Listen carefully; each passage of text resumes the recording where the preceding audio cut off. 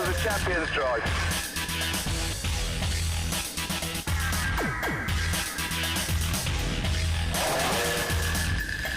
When the checkered flag falls in Brazil, only one man will be crowned champion.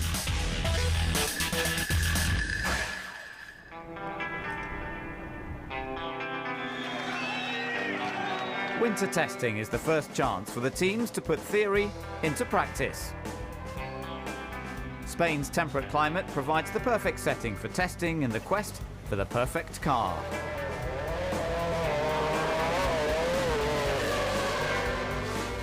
Oh, you mean you can improve a lot? Well, that is the plan, yeah. The test day is quite tough. I would say it's even tougher than the race weekend.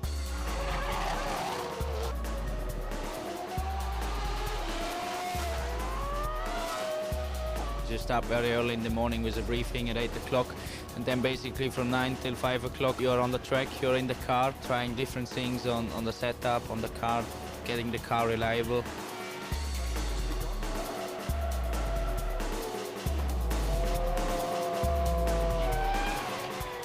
You do about, if you have a good day, about 100 laps. That's 1.5 race distance. And it's quite tough, but it's very, very important for the team and for the driver as well after the winter break. The beginning of the year is no holiday for the teams. There's plenty of work and analysis to be done, and there's always room for improvement.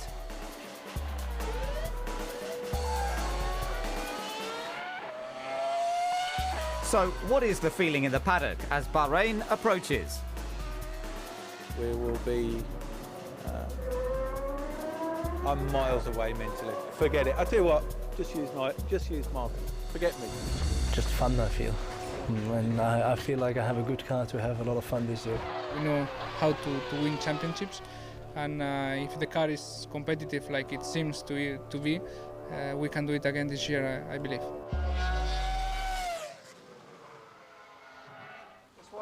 Testing is over, and it's time to get racing.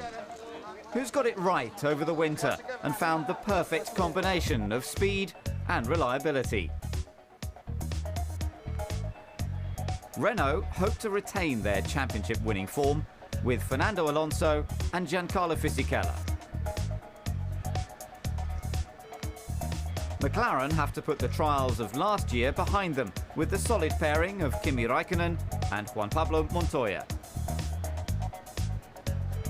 Brazilian Felipe Massa joins 7-time world champion Michael Schumacher at Ferrari.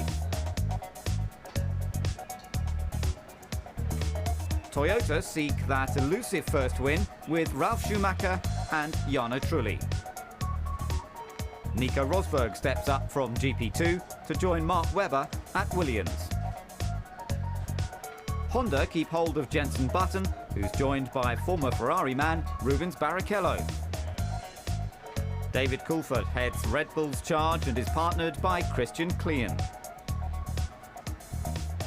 BMW form a new alliance with Sauber and have high expectations of Jacques Villeneuve and Nick Heidfeld.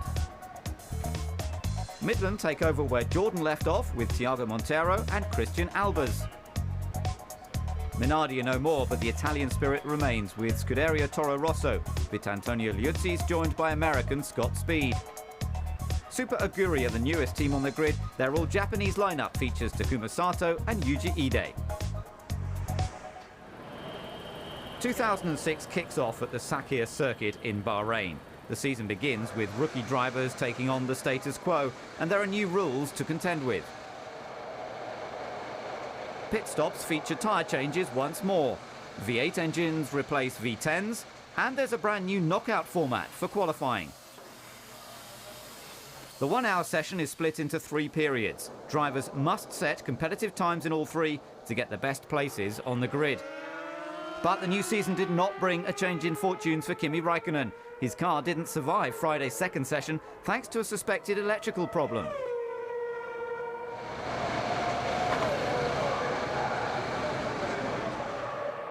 It's not a good start to his fight back.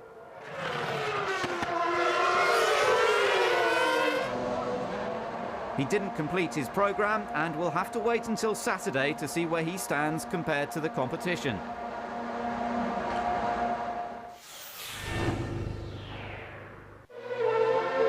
things went from bad to worse in qualifying.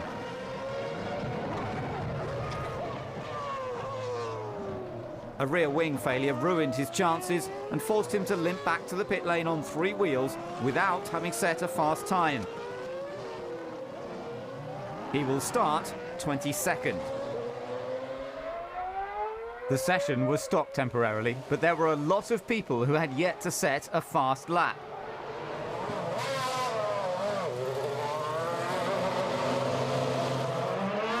This year, it's essential to find clear track ahead. Being stuck in traffic will only hinder a driver. As Ralf Schumacher found out. He got the timing wrong thanks to the red flag and found himself at the back of the pack. Nico Rosberg got his timing right, but keen to impress on his debut, he overstepped the mark.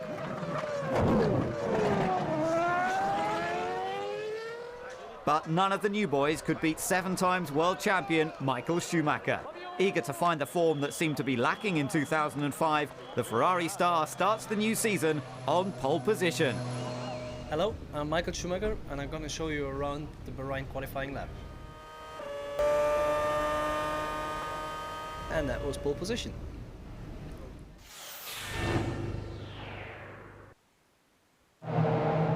So, Michael's on pole with teammate Massa next to him, but Alonso lurks behind. It's going to be an all-action start to the season in Bahrain. Give me some warning, please, okay? You should have some warning because you'll see about 21 cars go past the end of the pit lane. Midland state the obvious, while the rest of the field get a move on.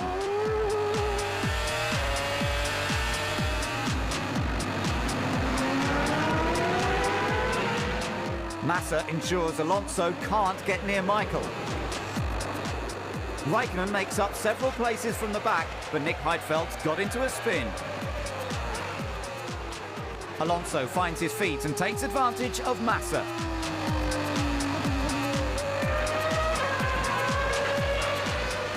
While Liuzzi makes life difficult for Villeneuve. Michael leads, but Alonso's gaining, and Massa's giving it his best.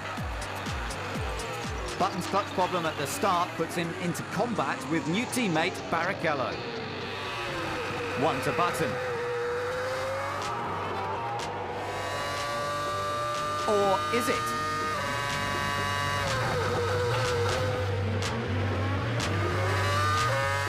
Honda's game of cat and mouse is still going on. And Christian Klein passes the Renault of Giancarlo Fisichella. Jacques Villeneuve cuts it fine ahead of Liuzzi.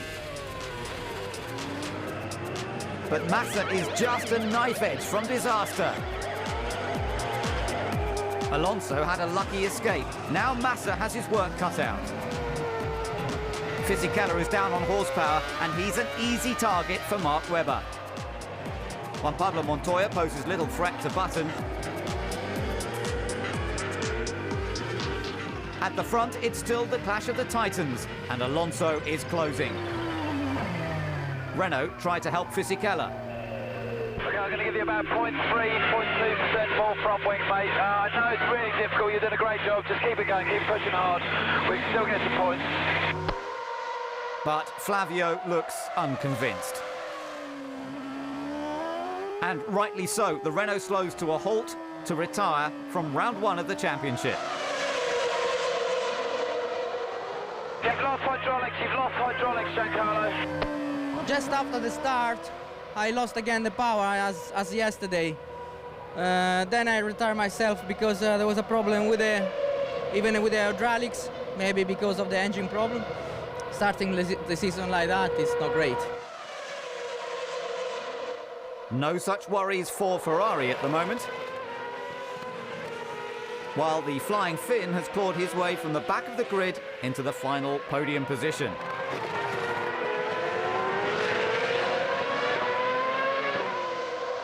Button's on another charge. And puts the same move on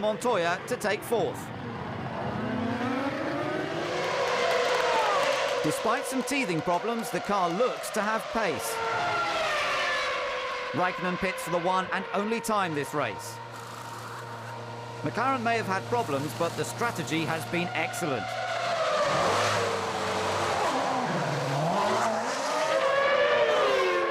Raikkonen's out, but Villeneuve is out of the race. And lets everyone know about it. It's not the impact BMW wanted to make on their first appearance as a Formula One team.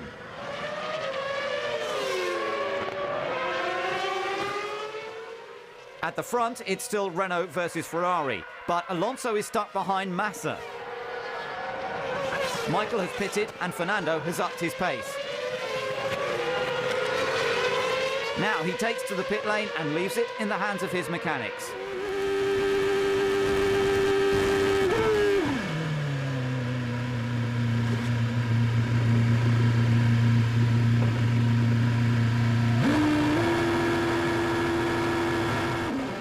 Michael is on the pit straight.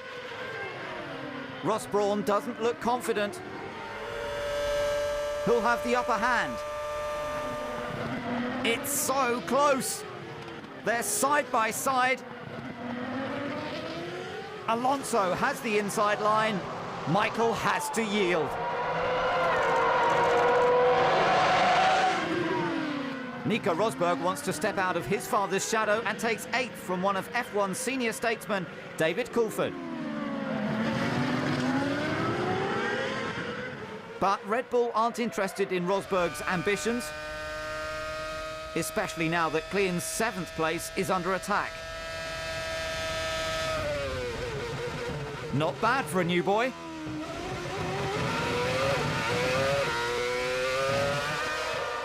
Two laps remain and the reigning champion leads the Formula One. The season gets underway with a duel from the start.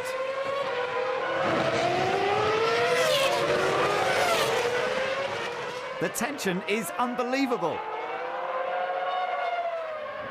Last lap and Michael is closing the gap. Will he go for it?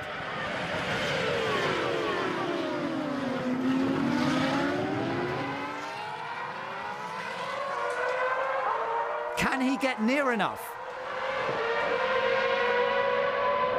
Not this time. Like Imola 2005, Michael hounded Fernando right to the end, but Alonso was in control.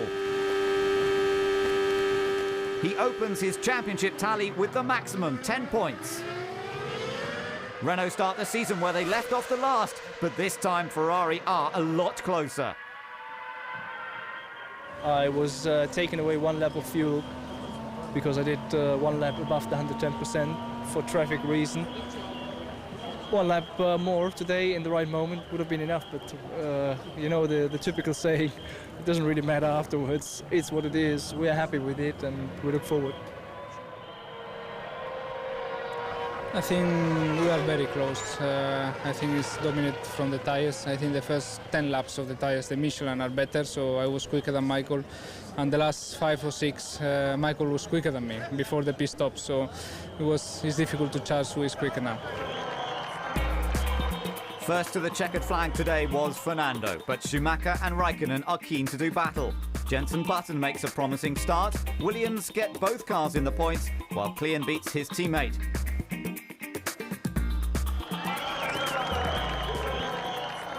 ...2006 kicks off with 3 different teams on the podium. But who can maintain the momentum throughout the year? Alonso makes the best possible start to the defence of his title. Can Michael take an 8th? And can Raikkonen do anything to stop them?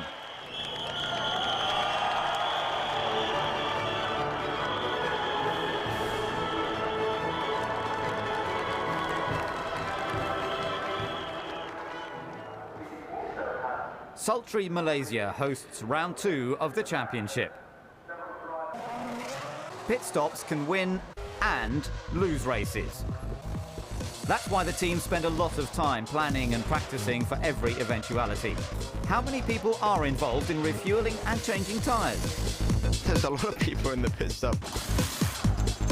We have 3 guys per tyre, plus the front and the rear jackman. 3 guys around the fuel hole.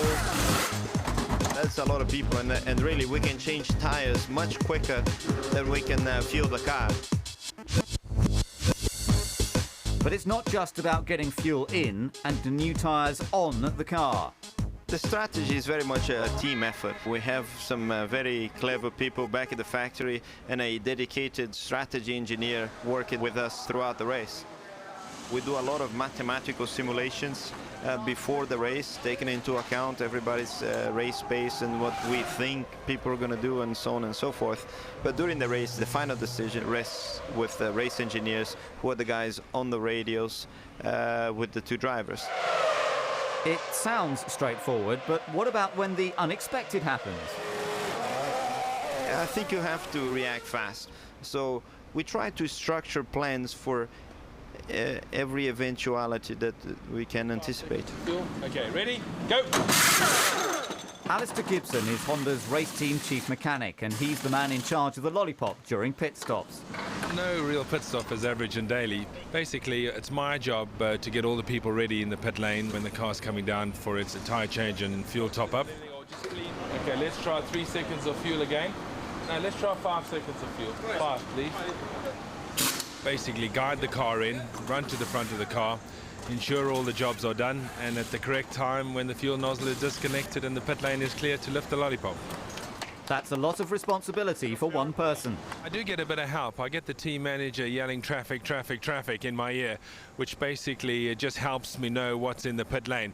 But at the end of the day, it is my responsibility not to send him into the fast lane in a lot of traffic.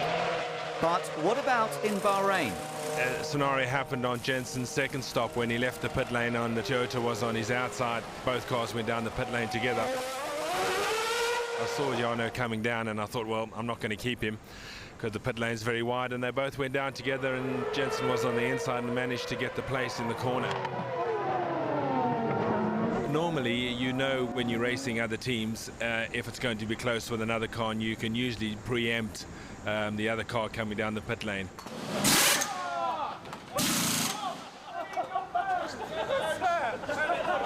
It's not all fun and games.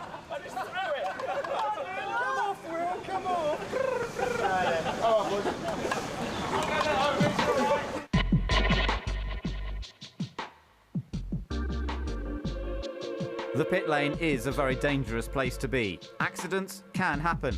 Have there been any close calls?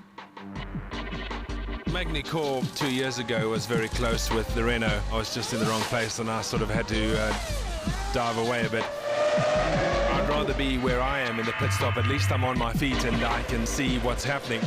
The car's coming in at 100 kilometers an hour. It's a lot more difficult to move when you're on your knees. I'm on my feet, I can see what's going on. I'd rather be standing up.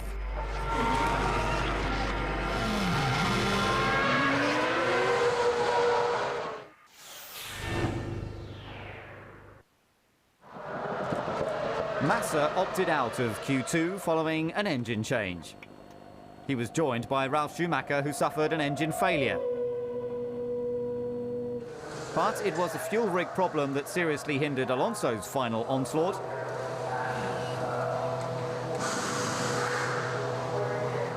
Without the optimum fuel load, the Spaniard could only manage 8th. The promise shown in Bahrain continued for Williams. Nico Rosberg lines up 3rd in only his 2nd Grand Prix. Following Alonso's problems, it was left up to Fisichella to show what Renault could do and take pole position.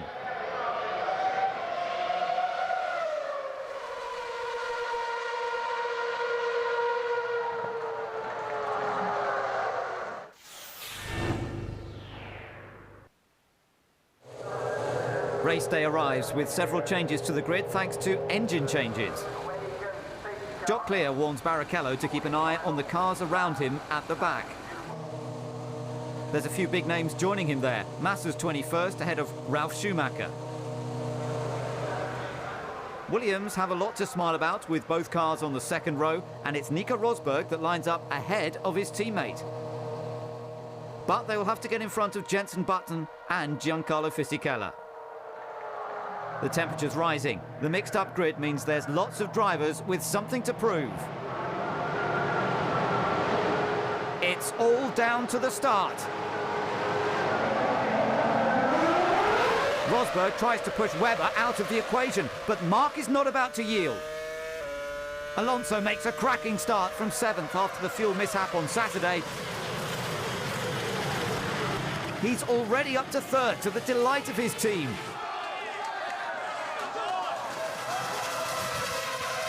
Fisichella leads Button and Fernando. Kimi Räikkönen is pulling out all the stops. But there's contact.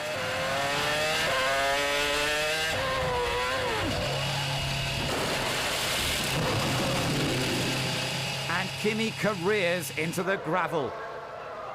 It's only lap 1 and already the race is over for some. They were fighting against each other, Montoya and Kimi, I think. And I saw the opportunity, went to the inside, went up with the car over the curbs, and then Kimi came also to the inside, and we touched. I broke my front suspension, and basically that was it. I think so. Was clean, hit me on the rear tire, and I broke my rear suspension. Smiles have turned to frowns at Williams. Both cars dropped back at the start, and now Heidfeld watches their hopes evaporate into smoke. Rosberg had been gaining lost places, but 2 hot races proved too much for the Cosworth engine.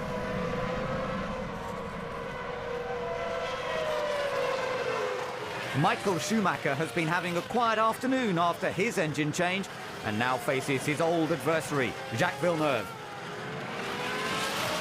It's a clean move, and Michael takes 8th. The former world champion is on the move again. Trulli is the target.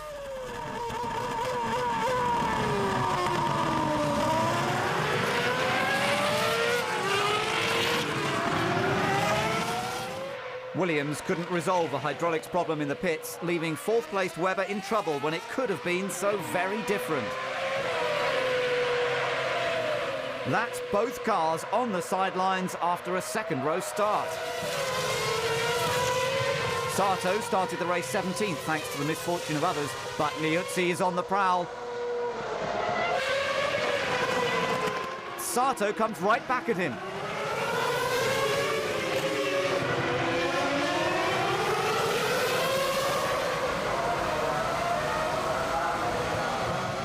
The battle doesn't stop there. Liuzzi keeps on at him.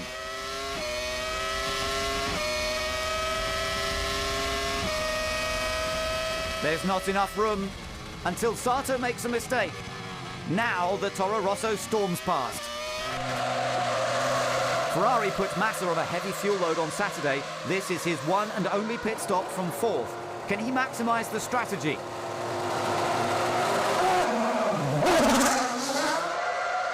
The Honda mechanics get right up close to the action. Their man is sandwiched between the 2 Renaults.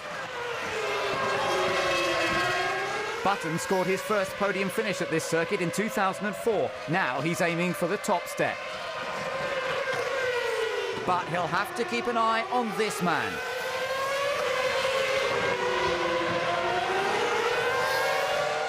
Barrichello was on course to score some points, but a 10-second stop-go penalty for speeding in the pit lane puts paid to that. Teammate Jenson Button needs to put his foot down. He's gunning for the win, but traffic after his pit stop could lose him 2nd place at this rate.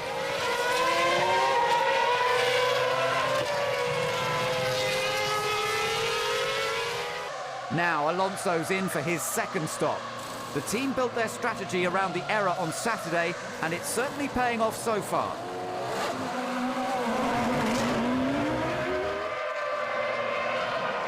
Fernando gets out ahead of Button. They're on course for a Renault 1-2. Michael Schumacher started 14th and makes his 2nd pit stop. He really hasn't featured in this race. Can he change all that with fresh tyres?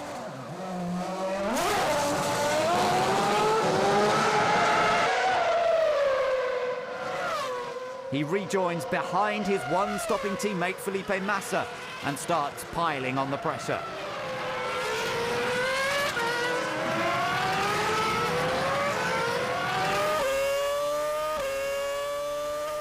But Heidfeld's engine is under too much pressure. It disintegrates in plumes of smoke at the side of the track. A major disappointment at his 100th Grand Prix.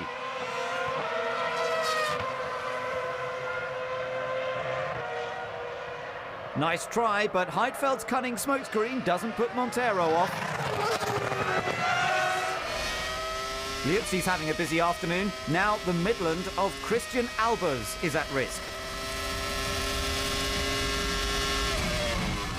He keeps to the right into turn 1.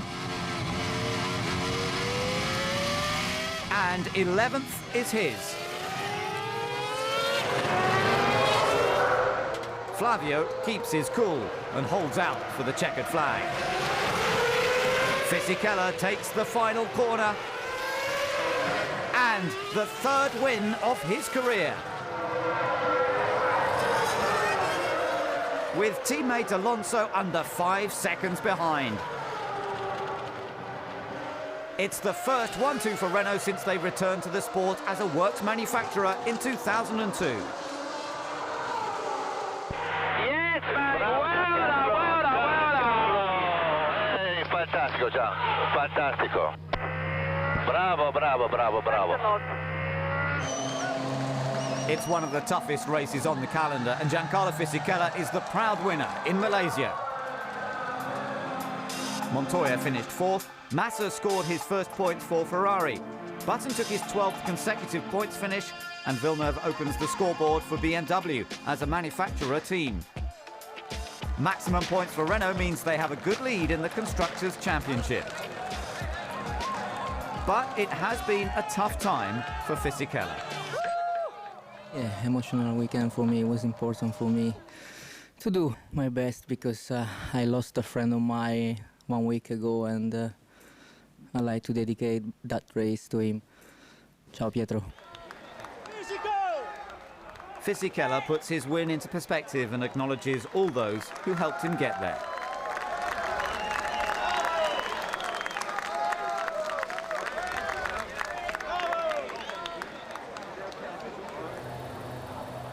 The city of Melbourne plays host to round 3 of the Formula 1 World Championship. Australian driver Mark Webber proves very popular with his fans. Formula 1 has a large following here, and there's plenty of opportunity for everyone to get close to their favourite F1 stars. Thank you so much. Thanks a lot, good luck. Thanks, Jensen. Hi, I'm Jensen Button, and you're going to go around a lap of the Melbourne circuit in Australia with me. This is my pole lap in Melbourne, Australia, which is about 4/10 quicker than anyone. Here we come across the start and finish straight, up through the gears. You get up to 7th gear here, hitting almost 200 miles an hour before hitting the brakes.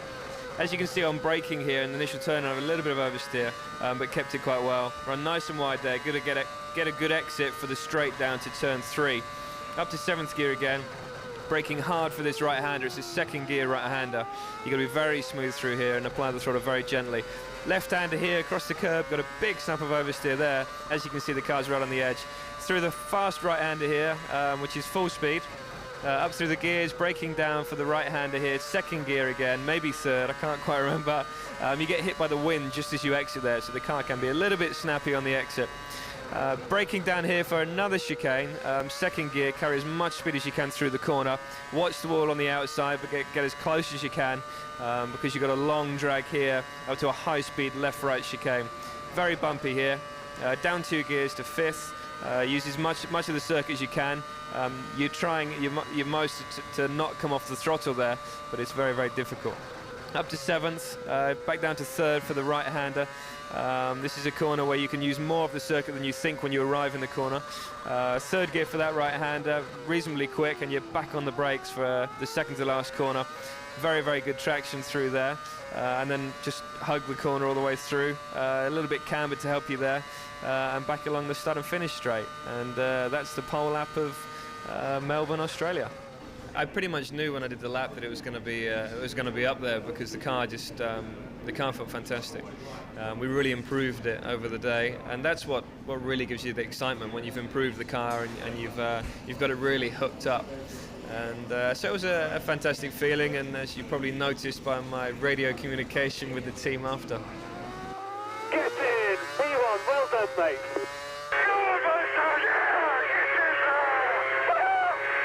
Qualifying's tough for everyone, you know. For us, being on the circuit at the right time is very difficult, getting clear air.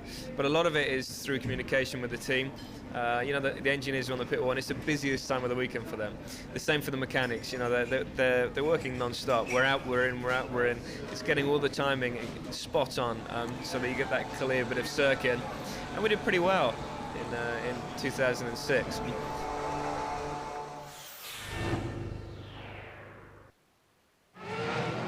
Pole sitter Jenson Button leads the field onto the grid. But Montoya has already lost it. It relieves the tension for some, but not others. He rejoins at the back. Now someone else is in trouble. Fisichella has stalled. And there will be another formation lap. Renault get to work on helping the stranded Italian, but time is against them. Fisichella will start the race from the pit lane.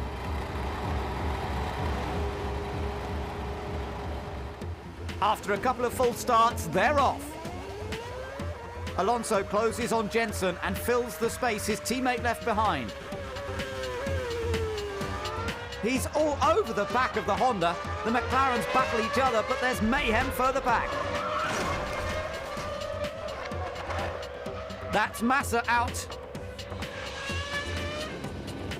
Felipe had Klein on his left and Speed on his right. Klein gave him a nudge, the Ferrari hit Rosberg, and it's game over.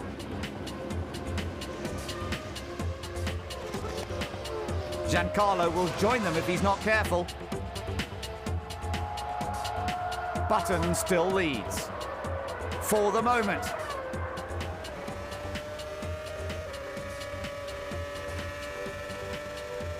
Jenson gives his best. Now he needs to keep his eye on Raikkonen behind.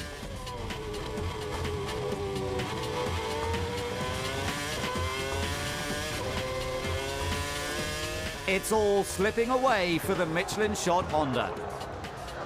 While Klein skidded out of the race.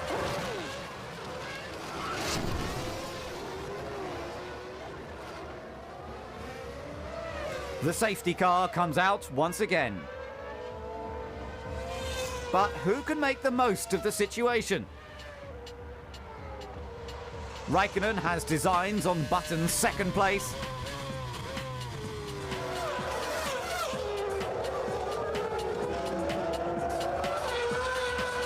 He's not the only one striking high.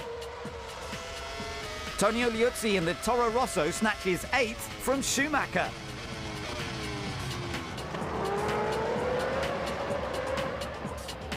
What's going on with Michael?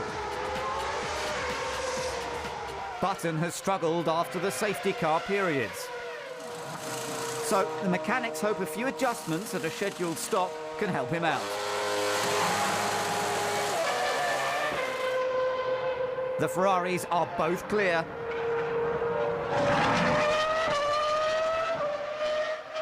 Jenson rejoins just ahead of Montoya, but can he stay there?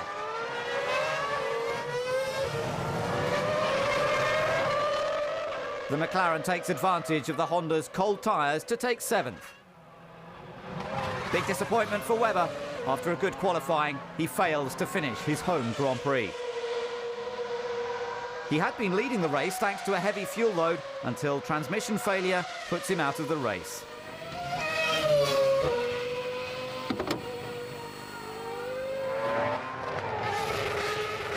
Montoya is looking ragged in pursuit of his teammate. Michael is pushing hard to catch Button.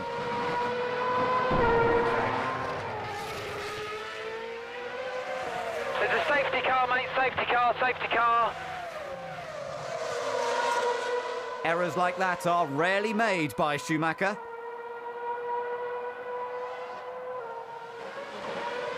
That can mean only one thing: safety car and a very busy pit lane.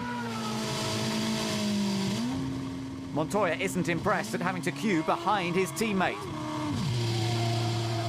But a flat-spotted tyre caused damage, and Kimi requires a new front wing.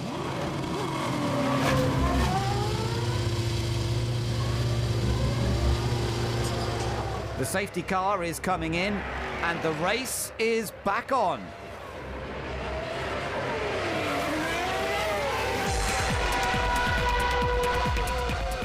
Another restart and another lost position for Jenson Button. From pole to this, where did it all go wrong?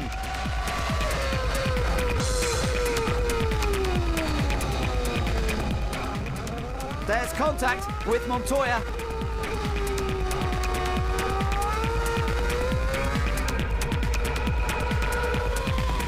It doesn't affect the Colombian's offensive.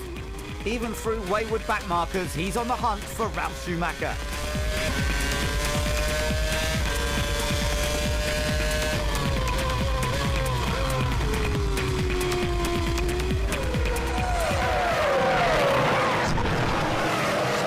Liuzzi's time is up.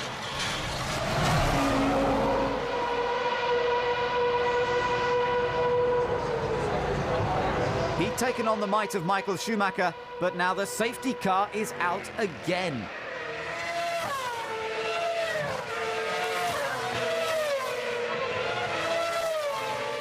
A polite word with their engine customers will ensure backmarkers don't hinder Toyota's chances. Scott Speed has been flying this afternoon.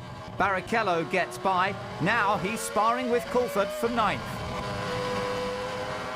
Ralph's being chased by his former teammate.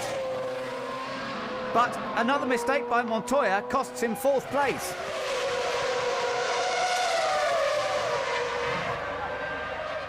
He hit the curb so severely that the engine safety system was activated. Conveniently, it grinds to a halt in front of the pit wall. Coulthard is still hounding Scott Speed.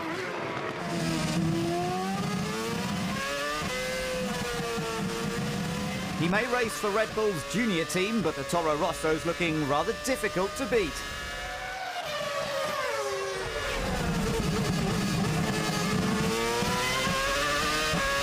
Okay, David, you just have to pass him. You have to pass him. The message is loud and clear. But there's a different vibe altogether at Renault.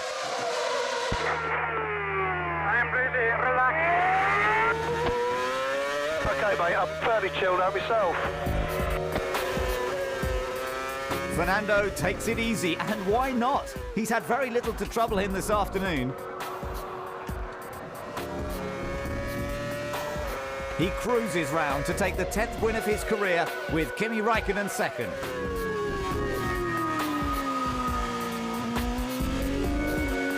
It's a job well done for Renault. Even Fisichella's fought his way back to 5th.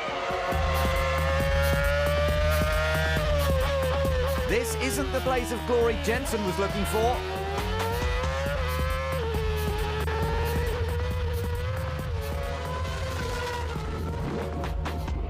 He doesn't make it across the line. The scariest overtake Fissi's ever done, perhaps.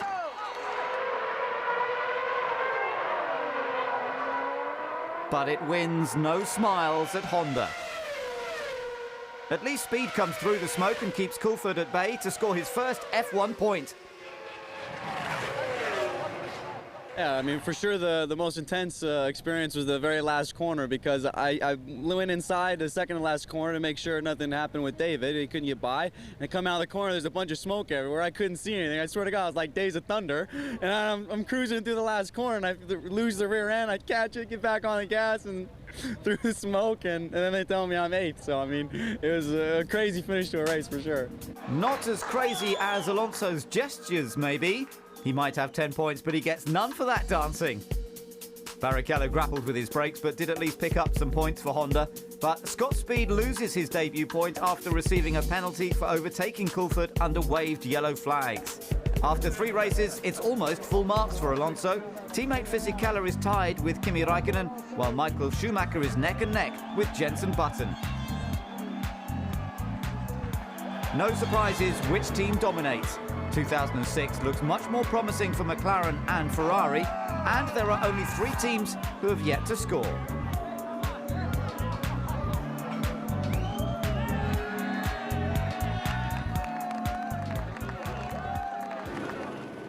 After the 3 flyaways, F1 moves to Europe for the San Marino Grand Prix. Toro Rosso announced in February that a 50% stake in the team had been bought by former F1 driver Gerhard Berger.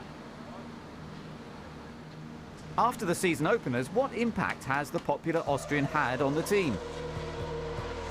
Certainly he's done a good job in his career, and he's a valuable asset to the team right now, and he's really pushing, and the progress within the teams you can already see, so it's a very good fit.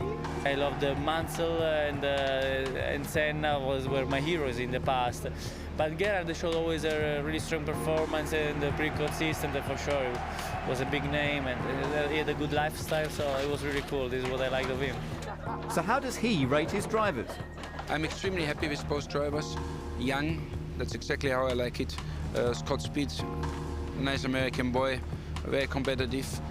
Learning period, of course. Gonna have a lot of up and downs. And then we have Tonio Luzzi, and he's really good Italian karting world champion, Formula 3000 European champion. So these 2 guys are very happy in the team, and we are very happy to have them. I think they can do some good, spectacular races this year. After 14 years in F1, Gerhard knows the demands his drivers face, but what are the favourite memories of his career? I mean, there's so many moments. If you're a race driver, I did 210 Grand Prix. I mean, nearly every Grand Prix had something special. On the side where it made me very happy, on the side where it made me very sad, on the side where we had a lot of fun. That was, in a racing like I have it, everything you can get for your enjoyment, for your life. It's an unbelievable experience. Unfortunately, not many people on the world get in a situation like I've been to have a chance to experience the life like this. My first film in Mexico, '86, it came very quick. I wasn't expecting to be in the car and already winning my first race. But you're so young, everything goes so quick, and everything you think is so normal, and you don't know if you even have time to celebrate or if you go already to somewhere later. And I remember well at this day, Keke Rosberg came to me and said, Gerhard, have a nice party, be happy today, because this day doesn't come so often. And at this time I didn't know what he means, but today I know what it means. It really doesn't come so often. To win irregular in Formula 1 is a very, very difficult thing. And then I had several wins, and I enjoyed them, but the most I enjoy the wins now, when I remember back how nice it was in Hockenheim, my last win, how nice it was in Monza to win with Ferrari. And in the time when you're active, you have 1,000 other things what is important. Once you're stopped, once you're a while a bit away, suddenly go and see, where's my old overalls, where's my old helmets, where's the cup what I got there. Suddenly you get interested in the history, and then you remember, you look in books, and you are happy about it. So it's you have different phases where you go through, but in the end of the day, that's all things what you got, what normal people are unable to get, and you have to appreciate it very much. The best and the greatest thing you can do inside here is to drive a race car under a limit. Unfortunately, the time is over, but if I could have a wish, I would like to turn back the watch, being 20 years again, and be able to drive a Formula 1 car under limit.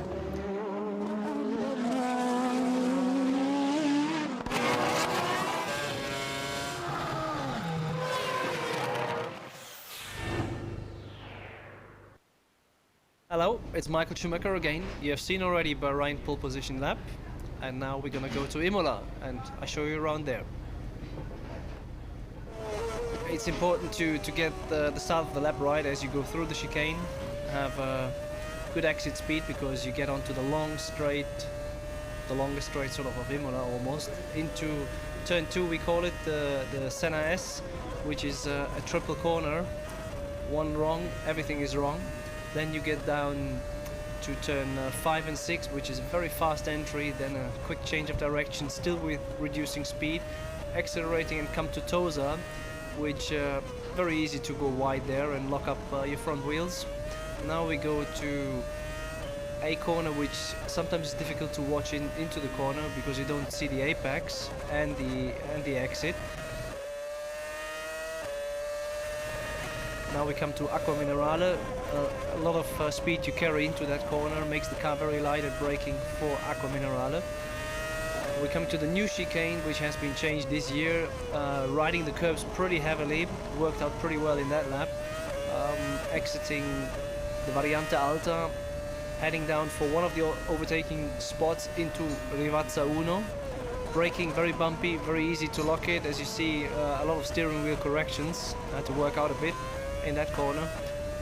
Coming now to the last chicane, which is a difficult one because braking usually is very tricky, and riding the curbs in a way as much as possible, but only as much as needed as possible, and worked out pretty well. Got another pole position. I was critical about the new qualifying system. I thought it was too complicated, but the show we produce sort of gives more than the complication adds, and in a way people, yes, they have difficulties to understand certain part of the qualifying, but the general is easy to understand and the show is good.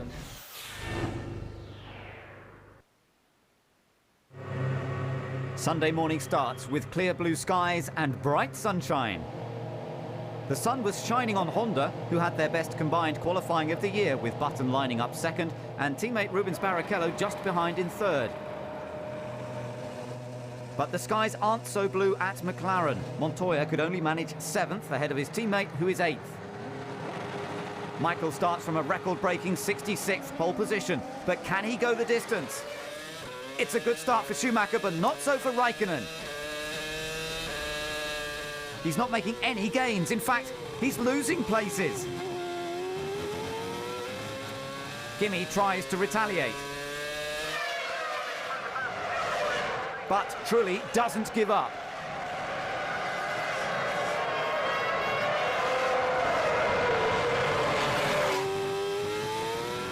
Now Mark Webber fancies a piece of the action and gets ahead of the McLaren.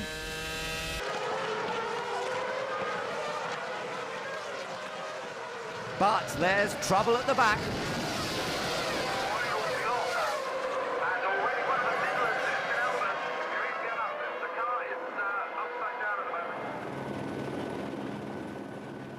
I didn't see it coming, you know, it just started to roll over, and that was it. And I have to say the impact was quite okay, you know, it was not really hard, and you know, we can see how safety Formula 1 is now in this moment. Christian is unharmed and the racing resumes. Michael leads Button, Massa and Alonso. Trulli joins Albers on the sidelines thanks to a problem with his steering column. It's a huge disappointment for the Italian. Button is in for his second pit stop, but Alistair Gibson makes an error. The fuel nozzle is still connected. The broken nozzle has to be detached from the car in the middle of the pit lane, and the chance of a podium is gone. Michael isn't as quick in these middle stages. Alonso's right on his rear wing, waiting to take any opportunity.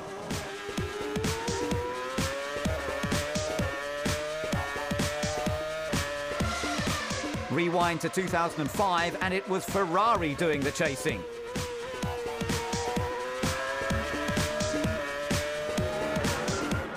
Overtaking is not easy in Imola, but Alonso gives it his best shot.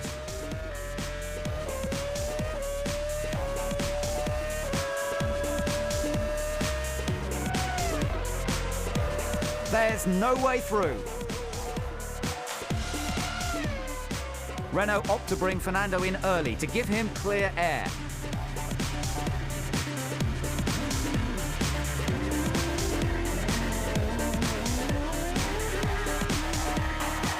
But they're not the only ones adapting their strategy. 1 lap later, Michael is in.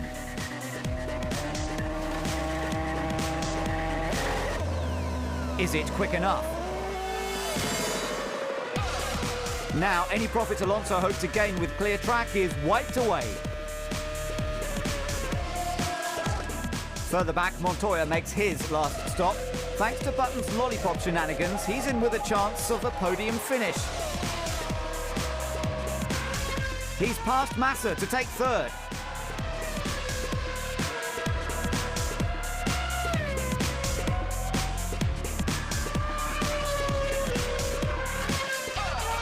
But there's nothing Alonso can do to change the order at the front. The Italian flag is raised.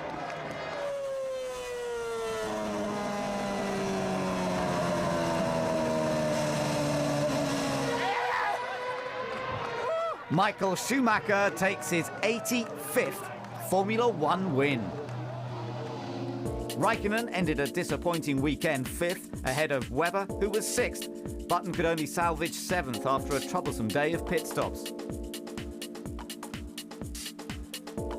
Michael shows the sort of form not seen since the end of 2004, and he takes the time to thank his team for their hard work.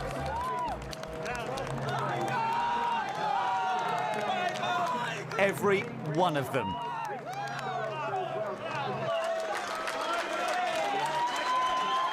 So, where does this leave the championship?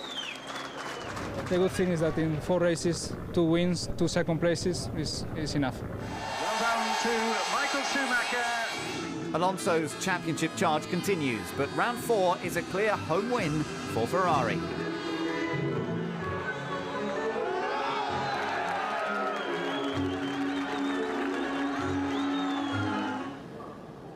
The Nürburgring in Germany plays host to the European Grand Prix.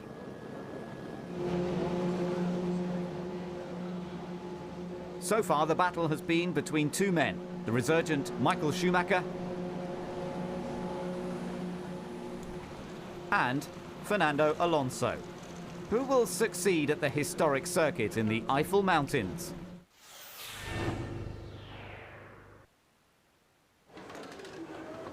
Qualifying in 2006 is much more challenging for the drivers.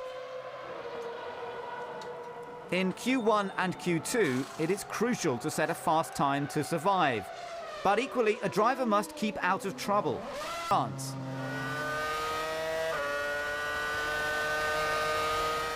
On his final flying lap, he came across an off-the-pace Villeneuve.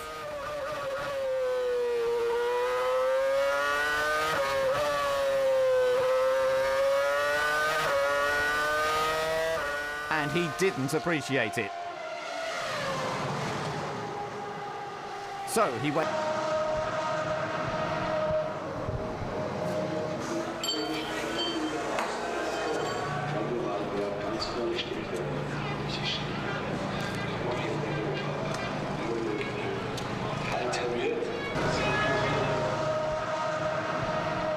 The championship challengers kept their battle on track. Michael looked to have pole position in the bag until Alonso went 2/10 quicker to take the top spot.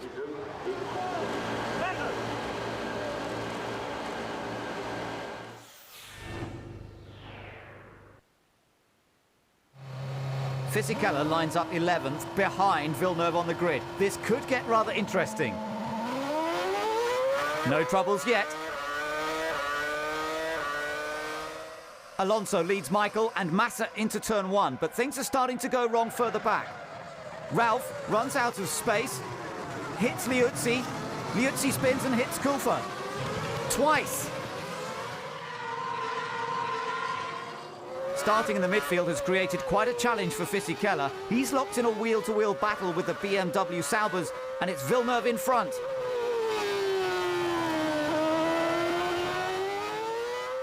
And now Heidfeld. Liuzzi's really in trouble. A broken front wing. A puncture. And this spin marks the end of his race. The track will have to be cleared.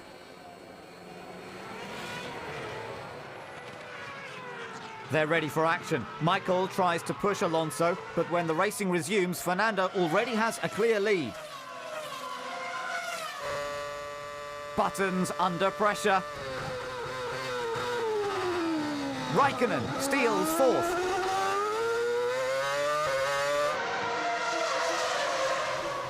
while Montoya chases Fisichella. Giancarlo makes it easy and just saves himself an embarrassing exit.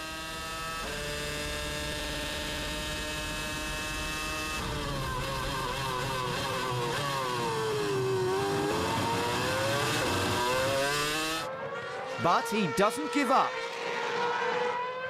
There's action throughout the field. Albers makes light work of Sato for 17th. Webber disappears off the track thanks to hydraulics failure after fighting his way up from 19th on the grid. Fisichella still can't get enough of Villeneuve.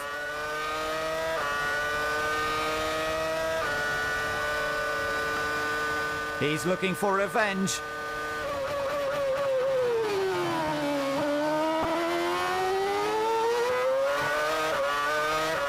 The change of strategy hasn't helped so far, and Montoya is catching them.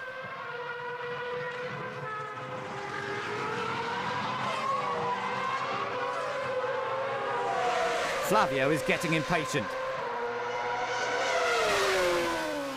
There's nothing between them, but the Renault hasn't got what it takes.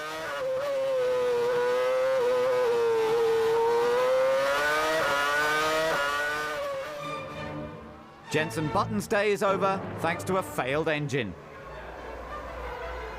He'd struggled with balance throughout the race, and now his engine has given up. Christian Klien joins Jenson on the sidelines, while Frank Montagny doesn't make it to the end of his first race for Super Aguri. And things are starting to get heated.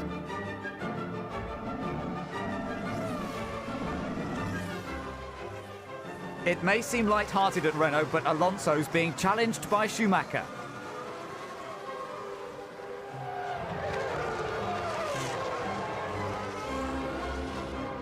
It's the second round of pit stops, and Renault move first.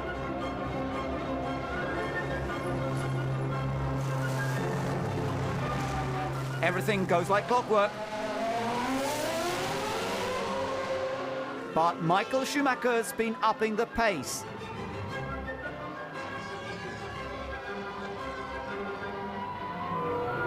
Have Ferrari's master tacticians got it right?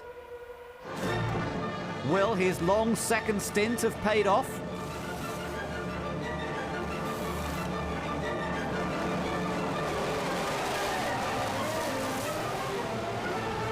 The mechanics rush to see the outcome and get the result they were looking for. But for Ron Dennis, there's a sight for sore eyes. Montoya pulls to the side of the track.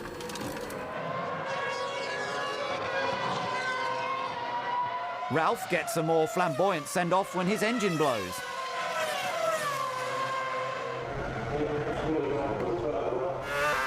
While one Schumacher runs out of steam, the other keeps going.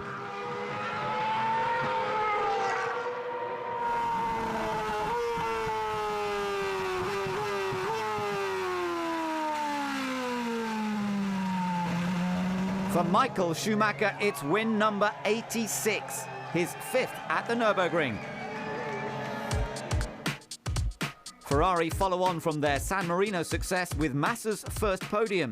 Barrichello finished a disappointing 5th, but at least Fisichella couldn't threaten him. Is this the outcome the former champion expected?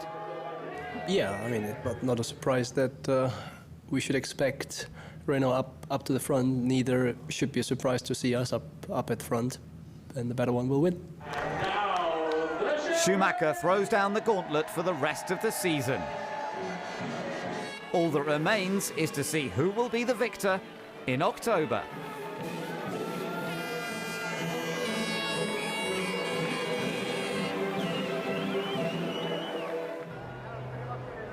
The Spanish Grand Prix can only mean one thing. All eyes are on Spain's latest hero, Fernando Alonso of Renault. Since his arrival in F1, the fans and media can't get enough of him.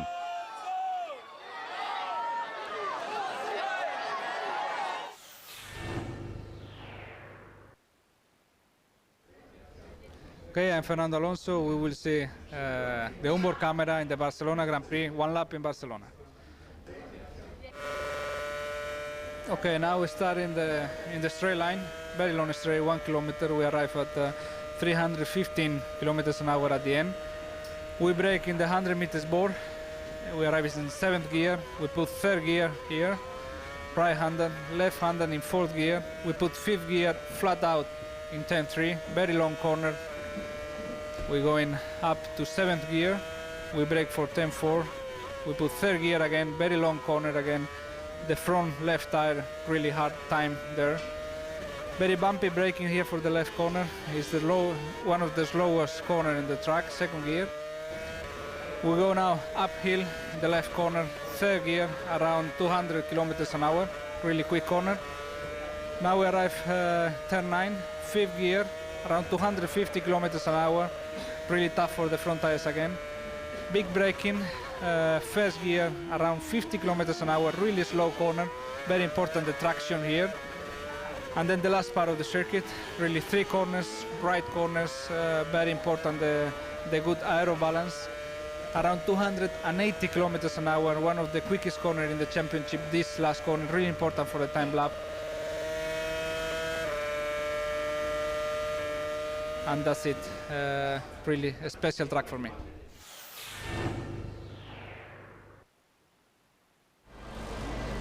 Formula One is huge in Spain thanks to Fernando Alonso, and King Juan Carlos is one of his biggest supporters. Actor Owen Wilson is the voice of a race car and takes time out to get a feel for real live racing action.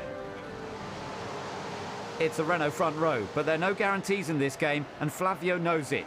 It looks good so far, while Kimi Raikkonen is storming through the field. He started 9th and soon eases up to 5th.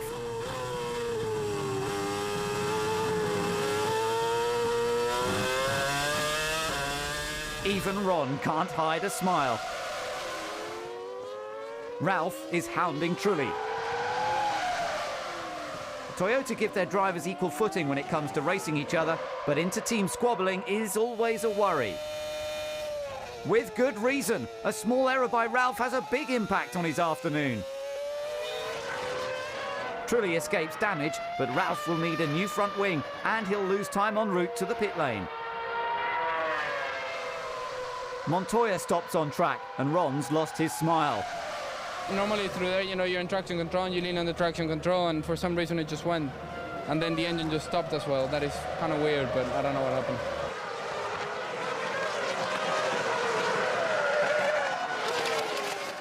Alonso has pitted and is looking for his first win in Spain.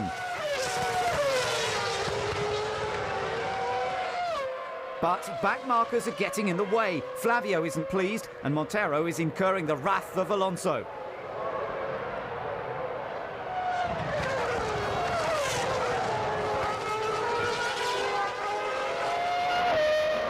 The Ferrari mechanics get ready for their number 1.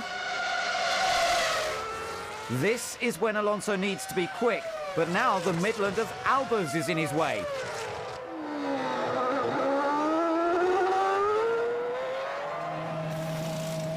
Schumacher's stop looks straightforward.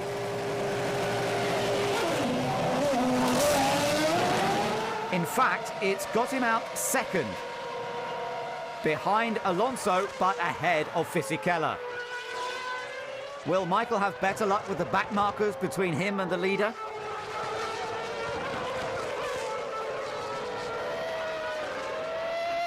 Ferrari's strategy paid off. Michael's mirrors may be full of the Renault, but he's in control.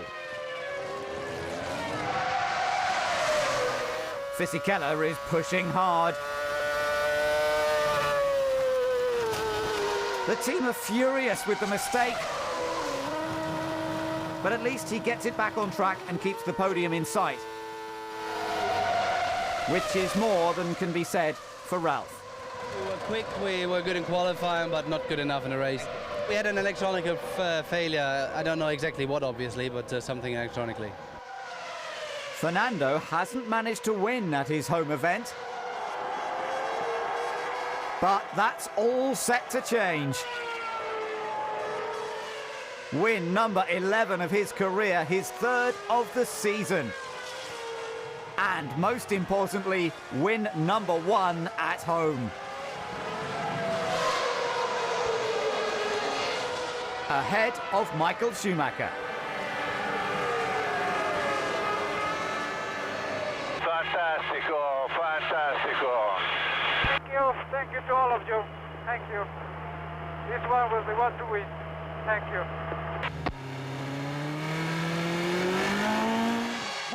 There's no doubt who the crowd wanted to win. Renault may not have been optimistic for their chances, but the combined effort paid off with a double podium. He might be number 1 on track, but he still needs those dance classes. Renault and Ferrari dominate the afternoon. Raikkonen couldn't get higher than 5th after his fantastic start, while Button and Barrichello score points for Honda. Alonso hasn't been off the podium this year, but the champagne is nothing compared to the celebrations with the team and his fans.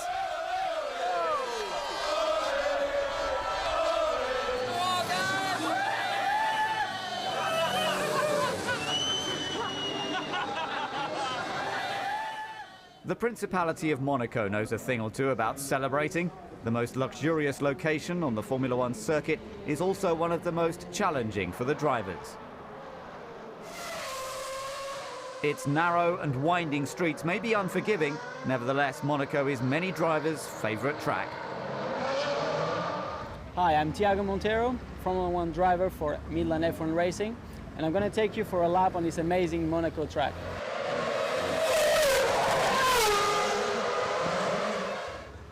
We're here in the pit straight of Monaco. Quite long pit straight actually for a street track. Very bumpy obviously, with a very late braking. Come down braking maybe at 60 meters, 70 meters, and goes a little bit up, but still very bumpy. But you need to take a lot of minimum speed as well. Now you're arriving at the casino, which is a very, very important and tricky corner. One of the fastest corners actually. Come here on top of this hill, and you have to slow down, but keep a lot of minimum speed again. So completely blind, don't see anything. Very bumpy, very slippery. 4th gear corner here, and you have to maintain this speed all the way and try to be as inside as you can. But again, very careful with your rear, because you can easily lose it. Just 1 gear shift down, 3rd gear for the right-hander of the casino. Again, bumpy, you take a lot of the inside curb, and this exit, you need to power the car down very early, on the way down to Mirabeau. Very difficult braking because a lot of downhill, as you can see, so it's difficult to get the car stopped. And then you got to come really inside as much as you can, so you keep the grip inside. There's no grip outside at all. Power down early again, 1st gear up to 2nd gear, and down to 1st again for the slowest corner of the track, with obviously a lot of locking. If you get it wrong at the beginning, you might not come out of it, so you got to be really, really careful with the way you come out here. Power early again, very important on this track. 2nd gear, a lot of curb here. You really have to go a lot on the curb. It's bumpy here on the way down. A very famous and important part of the track, the tunnel. Doesn't look like it, but I can tell it's very frightening when you're in it for the first few laps. There's a big change of light obviously when you come out, and a lot of vibrations with the bumps. And the braking for this chicane, very light braking, maybe 100 meters, very unstable because you have a little downhill. But again, you need to gain that time, so late braking, very unstable car, and very slow first chicane in 1st gear. Bumpy curbs here, very bad for your car, very bad for your head actually. Your head bangs on both sides, but you need to go on the curbs. This curb, and again, this curve here has to be used. And another very high-speed portion. You put up fifth gear, and you gotta anticipate your corner to really go on this curve and the outside curve. We're talking 200 plus kilometers an hour. Very, very, very, very high speed with lots of bumps on the way out. Up to fourth gear for La Rascasse. Tricky braking really, because you're braking and turning at the same time. You always have front locks here all the time. So you again then power very early, lots of understeering, then oversteering here. Still very important to keep the momentum. A little bit up the hill, you stay in first gear, just lift a little bit, not even braking here, and aim for the apex as soon as you can. Very important acceleration, because like I said, it's the straight line, it's a long one, and the time, you know, on all the small corners, you make a lot of difference in time. So here we are, we've just done a lap of this tricky but amazing racetrack of Monaco.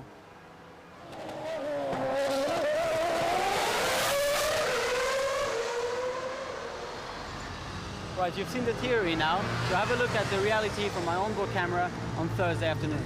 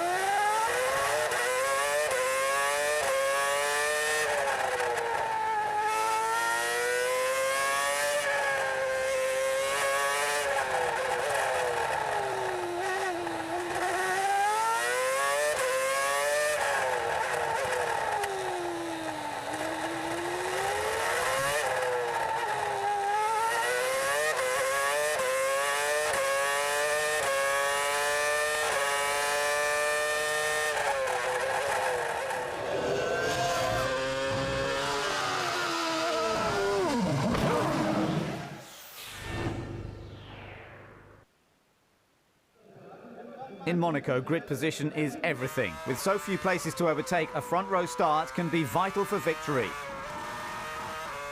The seconds count down, and provisional pole sitter Michael is on his final run.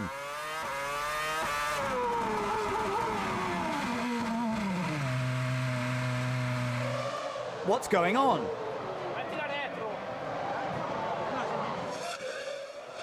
Well, whatever it is, the waved yellow flags ensure Alonso has no chance of setting pole position. Michael gestures angrily, but it's too late now. The session is over. And the verdicts are in. I don't think it's fair. It's not fair at all against the drivers and against all Formula One people. We know he's got a lot of tricks. But whether this one today was real, we'll probably only find out when he's 70, when he's had a glass of red every now and again. Having seen the slow motion of the car and its motion as it was going in and in the middle and at the end of Rascasse, I have to believe that he could have avoided leaving the car where it was. I just think it's cheap for the sport, you know. And somebody who's prepared to do cheap things like that should really consider if he's in the right sport, you know. Maybe he should do something. I think the time has come, he should do something else. The discussions continue long into the evening between Renault, Ferrari and the FIA. So how does Michael defend what happened in the light of a penalty? Any news, Michael? Watch the video and you see that I pushed hard, locked up, started sliding and run out of road, which is the consequence here in Monte Carlo. You have your enemies and you have the people that believe in you, and whoever wants to go one or the other direction, I will not be able to convince them anyway. I mean, that's what they want to think or not think, but I'm there for many, many years, and people should know better who I am and what I am after all these years.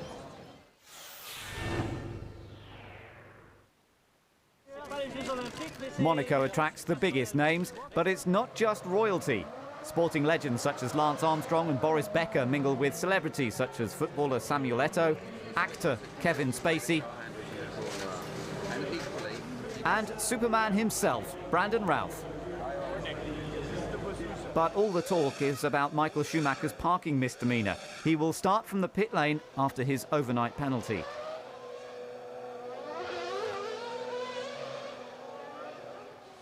The rest of the grid take their positions. The start is crucial on the twisty streets of Monaco. Alonso has no worries, but Raikkonen is hot on the heels of Webber. But Mark clings on to second. Finally, Michael Schumacher gets to join in the fun, but there's lots of ground to make up. There could be an interesting debrief at Midland later. Montero needs a new front wing after this start line incident. Teammate Albers was deemed responsible and gets a drive-through penalty. Alonso leads, but Webber's about to fall into a McLaren sandwich. That means Fernando must keep Raikkonen at bay. Now he's clear of Webber. He's right on the Renault's tail.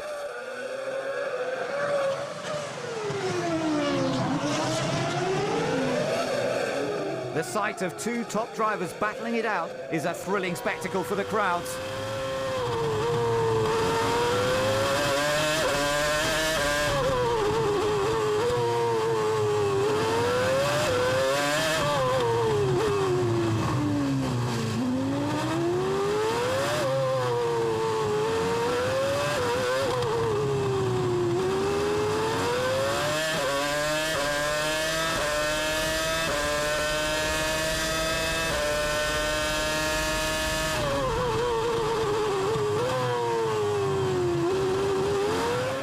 Raikkonen just can't get close enough. Fisichella was on a strategy for a front row start, but a penalty left him ninth on the grid, and now he's got to fight his way back to the front. And it won't be easy.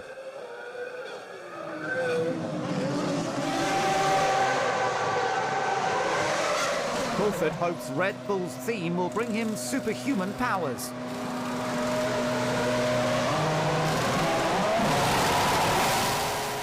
That's a lot of fuel. A one-stop strategy could pay off. He stays ahead of Michael Schumacher, which is a feat in itself.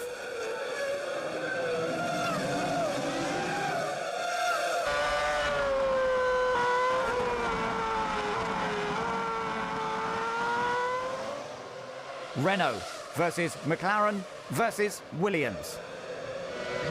It's Alonso from Raikkonen. Can Webber keep up with the top two? For the moment, yes.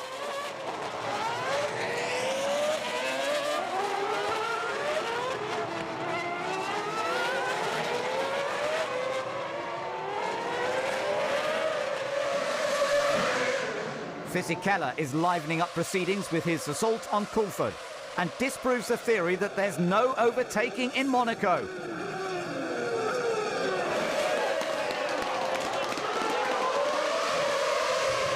It was a brave move. There was contact with DC, and he was lucky not to overshoot the chicane.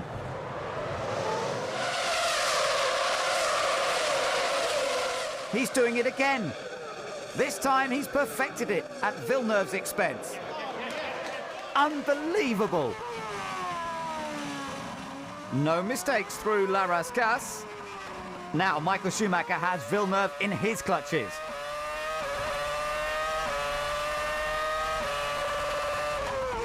And he does it into Sandoval.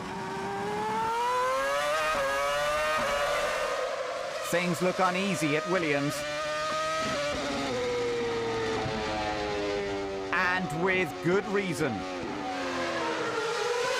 Exhaust failure allowed hot gas to burn through wiring looms on Webber's car. And the team is gutted. Very, very, very disappointed, of course. Felt like I was on it, felt like we deserved something today, but it looks like something on the electronics or engine or something has let us down. So, as I've always said, there's no rewind button, and you know, all the hard work that we did over the last 4 days here is basically invisible now. The safety car comes out, but Webber's not the only one who could use a rewind button.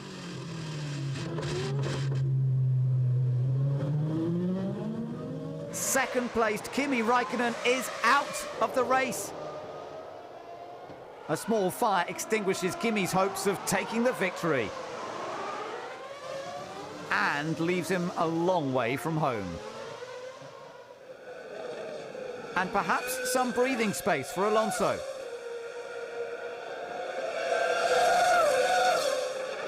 Life is good at Red Bull, but Klein isn't used to this. What's the situation in the race? Who is leading? Which position am I? Is David Coulthard a place behind me, or do I have to let him pass? So you are racing, David. You are racing, David. But it's not going to be easy to hold him back and take the podium position. Especially now that he's lost drive and is out of the race.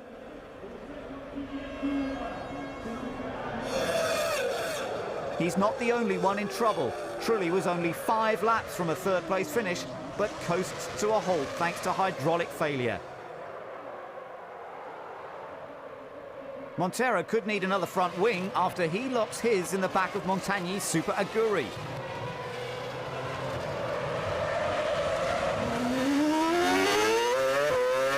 If he looks closely, race leader Alonso may catch a glimpse of Räikkönen relaxing in the harbour. With the fin out of the running, Alonso's able to look after his tyres and takes it easy to take the checkered flag in Monaco.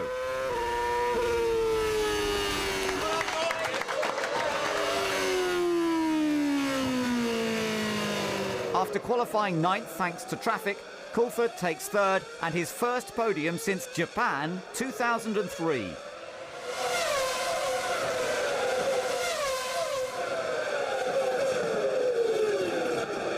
Klein knows he came so close, but this time it was just not meant to be. Monaco always throws up an unusual result. Montoya kept out of trouble to take 2nd, Barrichello was 4th, and Michael Schumacher managed to make it up to 5th. It's fantastic. Obviously been a couple of years, so especially nice to do it here in Monaco. Great to do the first podium for Red Bull Racing. And yeah, that's the fortune you need in this track. Alonso increases his lead. Räikkönen is now tied with Giancarlo Fisichella for 3rd, with teammate Montoya not far behind. Renault are running away from Ferrari and McLaren. Williams want to overtake BMW Sauber, and only 3 teams haven't scored so far. It's all celebrations at Red Bull, although Christian Horner may well be regretting his words. He promised to jump naked into the harbour if a Red Bull driver finished on the podium. The Energy Station swimming pool proves more welcoming, while a cunningly pinned Superman cape saves his blushes.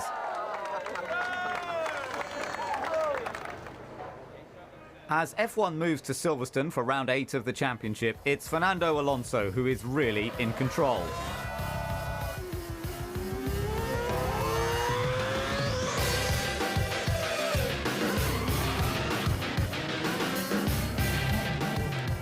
Monaco marked Alonso's 7th podium of the season. The last time he wasn't in the top 3 was in Hungary of 2005. It's going well. 4 wins, 3 second places, It's a fantastic start of the season. Really interesting championship. Ferrari is back in 2006. McLaren is coming slowly, and Renault is still on the top. So I think we will see a fantastic championship from now to the end. The new rules were a little bit down in the start of the season, a little bit surprise for everybody. But you know, I think we found that the Renault is still quick, still competitive. So you know, I'm happy. 2 victories had eluded the reigning champion until this year. How did it feel to finally take the top step of the podium in Spain and Monaco? Probably the most important wins in my career. One in Spain in front of my supporters, and one in Monaco in the special track for everybody. So I think it's a fantastic feeling winning in those places. Is that why Michael was so desperate to take pole in Monaco? What happened to Michael was not any good for the sport or for us, but you know, I think it's a circuit that any driver, any racing driver wants to win at least once in his career, and I have in the pocket now, so I will try the second time next year.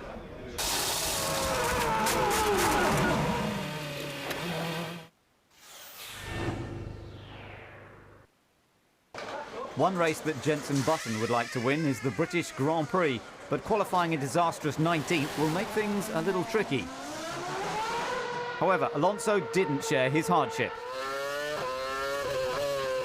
Okay, we are in Silverstone. I'm Fernando Alonso. We will do a lap in the Renault car. This is the main straight. We arrive in 7th gear to the first corner. We lift a little bit and we go straight in 7th gear, around 280 kilometers an hour, really quick corner. Then we arrive to the first sector, really complex part. There are 4 corners, right, left, in 5th gear, around 220 kilometers an hour. And then we go to the longest straight of the circuit, a good overtaking opportunity at the end of this straight. We have a 5th gear corner, right-handed, around 200 kilometers an hour. And then we arrive to a big braking, a lot of bumps here on braking, 2nd gear left. We put 3rd gear, and then we enter in a very long corner. Really important the traction of the car to get the time lap.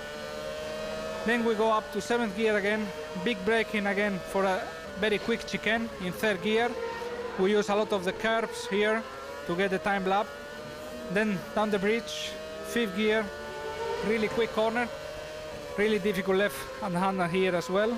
And then the last 2 corners, really slow corners, 2nd gear, very important the traction, very long corners, and crucial to do a good time lap. I think generally Silverstone was one of the most competitive circuits, very technical, very difficult for all the drivers.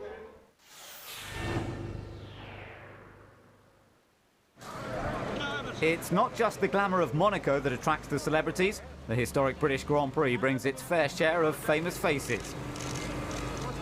Stirling Moss gets to meet McLaren protégé Lewis Hamilton. But the current British star will have to work hard from 19th on the grid. Kimi is just behind Fernando and desperate to get his first win of the season. He doesn't get the best start, and neither does his teammate.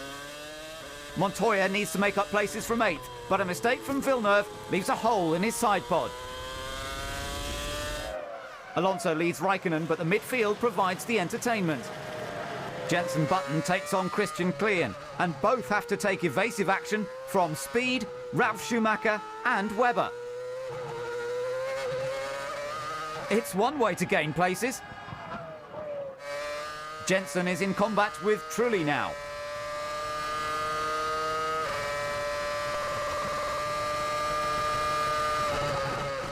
And they both find a way past Klien.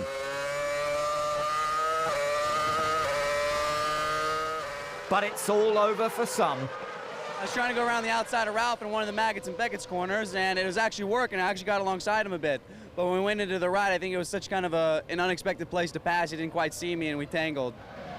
Basically, it all started with my very bad start. Poor start. I lost too many positions, got into a mess, you know, into the traffic, and couldn't do anything about it. He tried to keep the footing, which is fair enough. He was trying to save the car, but unfortunately I was on the inside and he just come directly straight back in my path. So absolutely nowhere to go. The safety car had to clear that lot away, and now the racing is on again. There's no change at the front, but Montoya is shadowing Barrichello. Not quite. Kimi isn't fast enough to pass Alonso on the straights. And now he's got to go defensive thanks to Michael behind.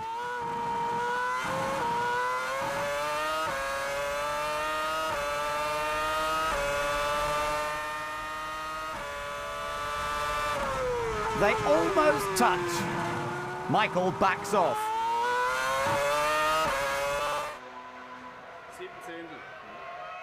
All the teams can do is watch. Alonso leads Raikkonen, Michael, Massa, Fisichella, and Nick Heidfeld is sixth. Button is still chasing Coulthard, and he's gaining on him.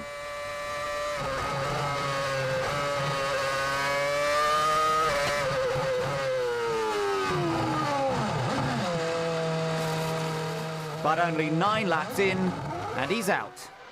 Things are looking pretty sweet. I think I could have got past DC in the next couple of laps. The car was working very well. But it's a shame for the British fans and for the team and for myself, because that was a good race. Fisichella pits for the first time, and he wants to get out ahead of Massa. He needs to hang on to fourth. Michael's through. But not Massa. Ferrari are watching Michael's assault on Raikkonen. He needs to get ahead to start hounding Alonso.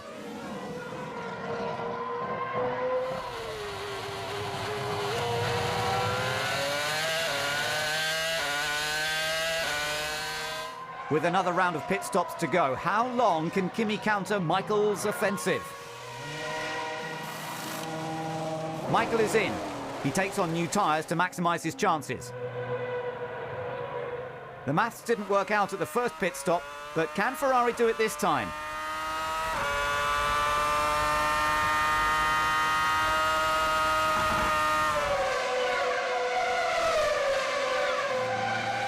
Kimi pits. Now it's McLaren studying the times. But there's no chance. The brand new tyres paid off, and Michael is long gone.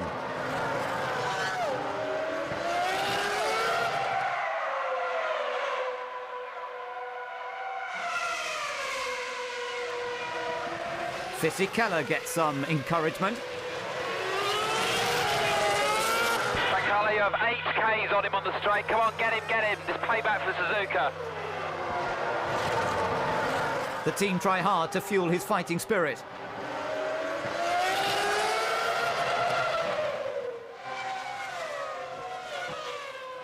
But Kimi won't hand it to him on a plate.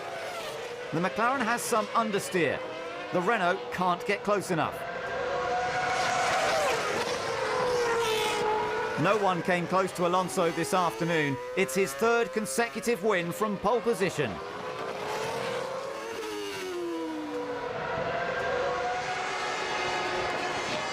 Renault, Ferrari, McLaren and BMW ensure there are no points for anyone else. Rosberg just misses out, and it's a disappointing 12th at DC's home event. Alonso has 74 points out of a possible 80, and he's aiming high for that 2nd championship. Renault last won at Silverstone in 1983, and now on their 200th Grand Prix start, Fernando Alonso takes the top step. F1 takes time out of Europe and moves to North America for the Canadian Grand Prix. After 8 races with Ferrari, the verdict is in on Felipe Massa.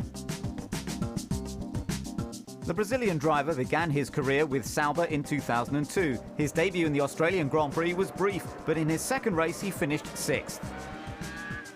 How different is it making the jump from a smaller team to driving for one of the biggest names in the sport? I think it's difficult to compare Ferrari team as a Sauber team. It's a very small team, Sauber, And Ferrari is a big team. I mean, you have many more possibilities and opportunities to improve the car race by race. It's difficult to make a proper comparison, but I really love to be part of the Ferrari team. After being the second test driver in 2003, did returning to the team this season feel like a homecoming? Ferrari is very special for me because I was Ferrari driver even before Formula 1, and now every year growing year by year, and now I become a Ferrari official driver, so it's very special for me, and hopefully I can stay here for many more years. And working in the shadow of Michael Schumacher? It's a great experience. I mean, he's honestly, we had a good relationship together. He always very kind with me, and we can work really in the good direction together. It will be very important and useful for my future. It's been a season of highs and lows for Felipe. Is he proud of his achievements? Honestly, if you put everything together, I'm happy. I had some great results. I had some bad results as well, some unlucky results. But if you put everything together, I learned a lot. I had 2 targets when I started the season. One is to be in the podium for the first time, and the second one is to win the first race. One I already got it, and I'm really looking forward now for my first victory, and definitely to do everything I can to help the team to be in front of Renault. Massa could be a key player in the championship. The more points he takes from Renault, the better for Ferrari. From the first race until now, Fernando is very strong, he's very consistent. Michael needs to be very strong every race since now until the end of the year, and be in front of Fernando maybe almost every race to be in the front in the championship. Michael is a great driver. He's able to do that, but it will be not easy. He was 4th here last year. Can he take it up a gear in 2006? I mean, I really liked here. I like the track. I had a great result last year with Sauber. I was 4th here in this race. I'm really looking forward to have a great result for Ferrari, and hopefully maybe the first victory.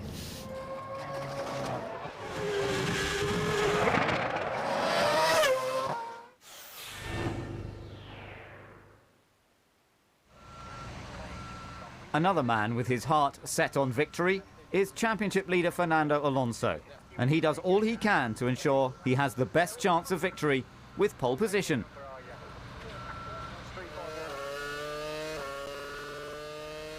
Here we are in Canada. We start the lap. We're rough at the end of the straight. We put second gear for these very tight corners, left and right. Very important the traction in this second one. Then we go up to 5th gear, and then back to 3rd gear for a quick chicane, using a lot of the curves as usual here in Canada. Then we go 5th gear, flat out this corner right. Then we go back to 2nd gear, really a small chicane using the curves again as all the corners here in Canada. We go up to 7th gear, around 300 kilometers an hour at the end of the straight, thanks to the low downforce we use here in Canada. We go back to 2nd gear, again a lot of the curves for this chicane. Up to 7th gear again, around 300 kilometers an hour, and very tight corner. We brake, we go down to 1st gear, around 50 kilometers an hour only, and really important corner for the time lap. We have to get a good exit, and then up in the gears until 7th, and we reach one of the maximum speeds of the championship, around 320 kilometers an hour in 7th gear here. Big braking for the last chicane, using a lot of the curves in 3rd gear, very close to the wall in the exit to maximize the track. And that's it. A very important lap here in Canada because overtaking is really difficult.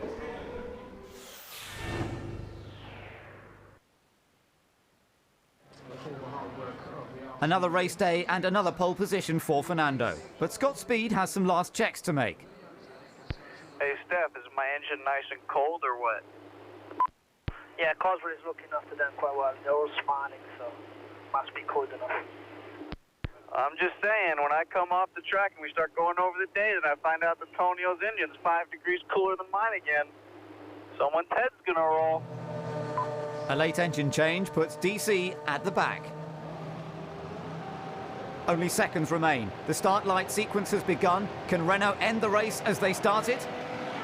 Alonso gets away well. Raikkonen beats Fisichella.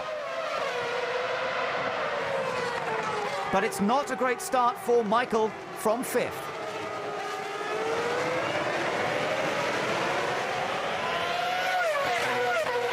He goes into combat with Montoya and Rosberg.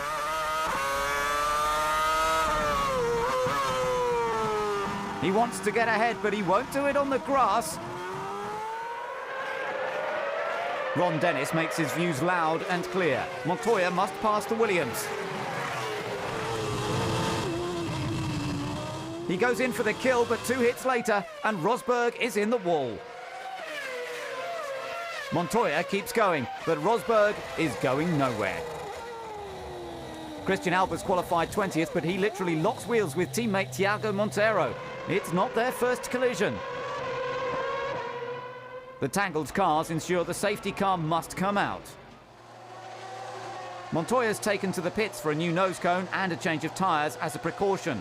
The team make a quick decision to change his strategy to minimise the damage.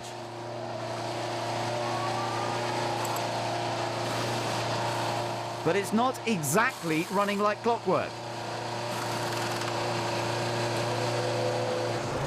Knows, why do we just do things without thinking about it? Montoya rejoins the race, while Ron inspects the damage.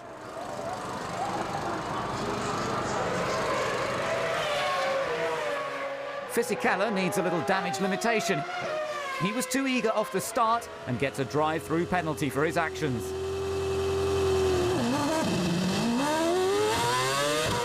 It was an unfortunate error. Now Alonso's in danger from Raikkonen.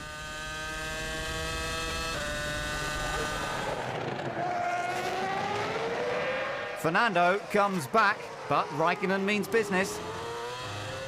Maybe there's a glimmer of hope for Ron Dennis. Well, there was. Montoya has given up the fight after only 12 laps. He touched one of the walls after the incident with Rosberg on lap 2.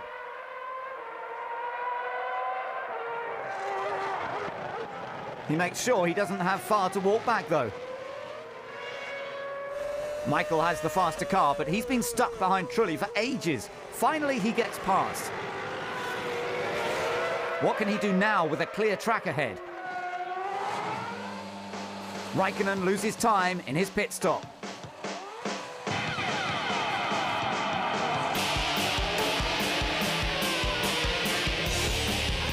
Massa is making advances on Button's 4th place. Michael finds out it's not called the Wall of Champions for nothing. Massa is in for his pit stop, while Alonso has work to do. Raikkonen is stopping on lap 56. Lap 56. We want to use our revs up before then. It's important now. Kimi wants the job done, but not like that. What is going on? Michael finds that straying off the racing line can cost you dear.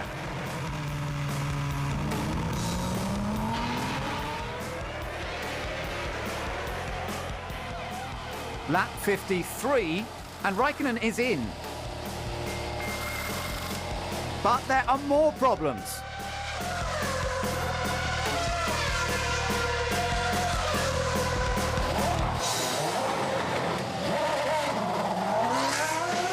Ron cannot believe it. This isn't the Wall of Champions, but this ex-title holder never has any luck at his home Grand Prix. A lesson in how not to do it for Kubica. And out comes the safety car again.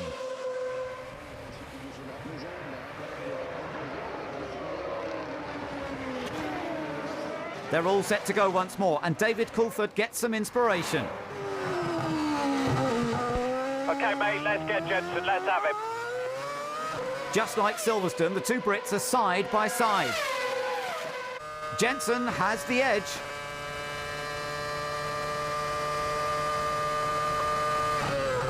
But DC snatches it back to take 8th place. Kimi's chasing Fernando, Michael's chasing Kimi. So when the McLaren makes a mistake, the Ferrari is there to pick up the pieces.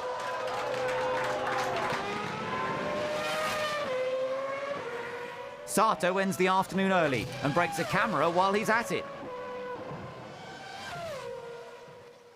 But it's all eyes down at Ferrari. Michael is trying to catch Alonso.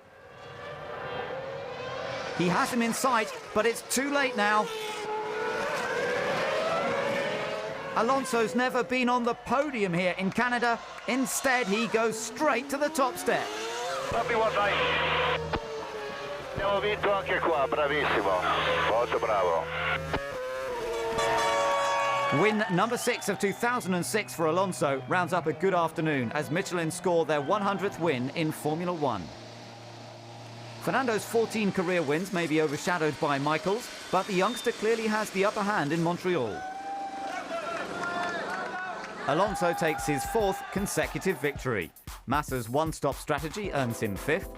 Heidfeld and Trulli score useful points, while Coulthard gets his at Button's expense. Could anything have been better for Renault this afternoon? Today we had the opportunity to have physical in front of Michael and Kimi. At the end, Michael managed to finish second, so the gap is not increasing too much. But you know, Indianapolis is another chance to win again and to increase the gap again. With a total of 84 points out of a possible 90, Fernando Alonso really has dominated the first half of the season.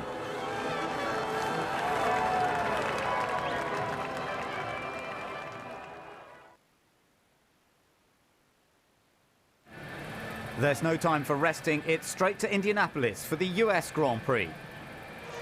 Californian Scott Speed is the first American to race in Formula 1 since Michael Andretti in 1993.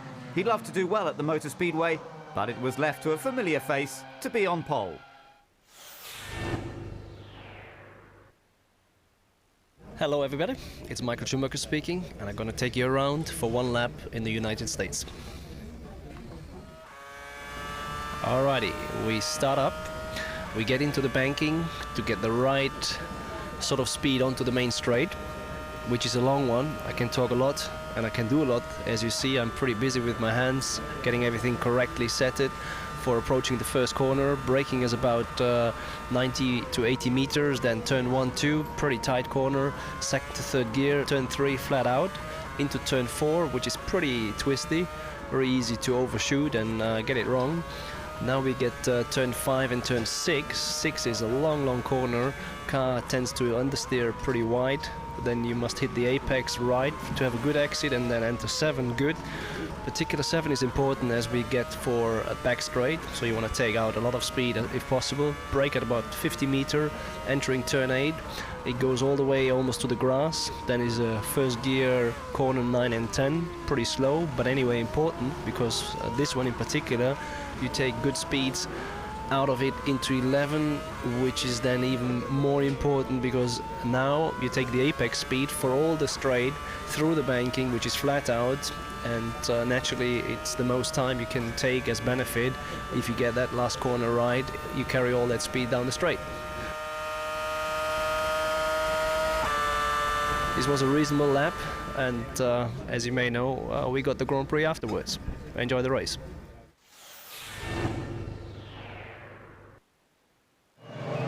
"22 cars line up at one of the most famous circuits in the world.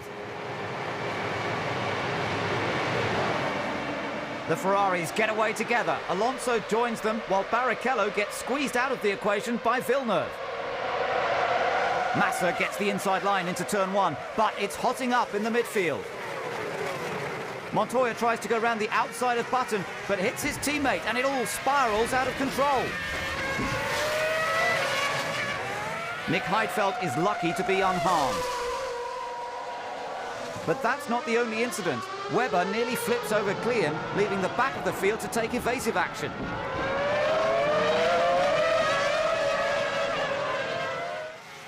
Lap 1, 2 big incidents and 7 cars out.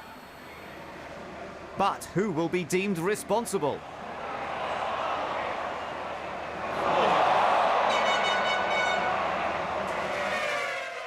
With the track now ready, Massa has a terrific lead ahead of his teammate, but it's the 2 Renaults behind that look set for conflict. Alonso has grappled with his car all weekend, and it's his teammate that has the edge. There's a heated debate between Montero and Sato for 9th. Neither is prepared to yield, leaving Montero back to front and Sato on the grass. But more worryingly for everyone else, there's debris to be avoided.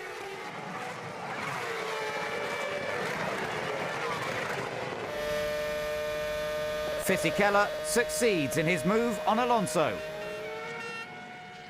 But it doesn't raise a smile from Briatore. Villeneuve could have picked up some useful points with only 11 cars remaining. Instead, he picks up a DNF thanks to an engine failure. It's a bad day for the team. Ferrari make their intentions clear with another set of tyres for race leader Felipe Massa.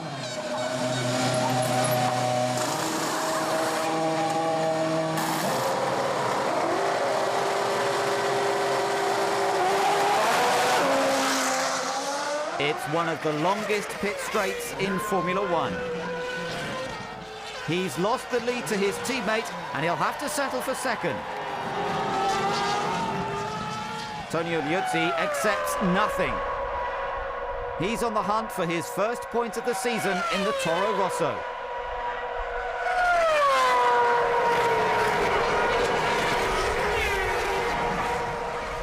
He's up to 9th and gets Gerhard Berger's seal of approval. Fisichella is 3rd, Trulli's 4th, but Fernando Alonso is a long, long way back in 5th position. Ralf Schumacher avoided the first lap carnage, but retires due to bearing failure on his left front wheel with only 10 laps to go. Older brother Michael has it all in the bag and is edging closer to Alonso in the title race.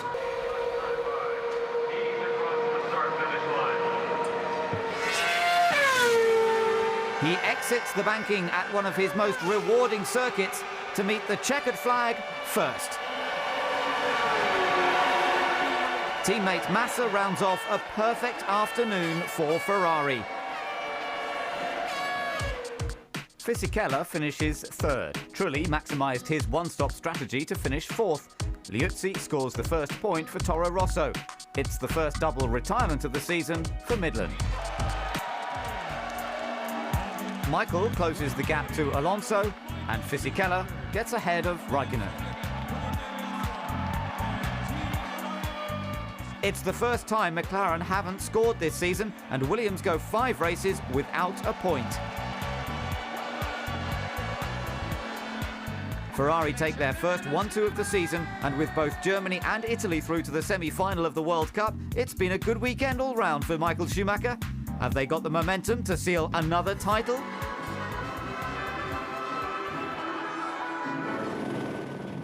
As Formula One returns to Europe for the French Grand Prix, it's the shock departure of Juan Pablo Montoya that dominates the headlines. McLaren test driver Pedro de la Rosa will step up to fill the vacancy. It's been a disappointing season for the Colombian, with only 5 finishes in the points. The incident in Indy was the final blow to his F1 career. I got the phone call from Martin Whitmer saying that I would be in Magny-Cours. I was very excited, obviously, unexpected, and here I am. It was a nasty-looking accident. So what went through the minds of those involved? You don't have time to react, because once you're lifted, once you're up in the air, there's nothing you can do. And probably the biggest mistake I did after that was to lift my hands over my helmet. I should have kept them in front of my chest, because if you're very unlucky, you might hit the hands with your helmet and get stuck somewhere and break your arms or whatever. But I just realized on the last flip. I was never concerned about Heidfeld. I was pretty sure that he was going to walk right away from it because it was not such high speed. I was mostly concerned about where the other cars were going, and eventually they ended up going where I was, so that's why we crashed. How did the accident unfold from Scott Speed's perspective? You can see me arming the launch and changing the traction control settings back to the race strategy. and then now it's more preparation, waiting for everyone to come up. And I can remember that it took a little bit longer this time because we were P13 and not normally where we are P16 or 17. So I remember the sitting time here was a bit longer than normal. And you see right off the launch, we got a great start. We were able to get Webber right away.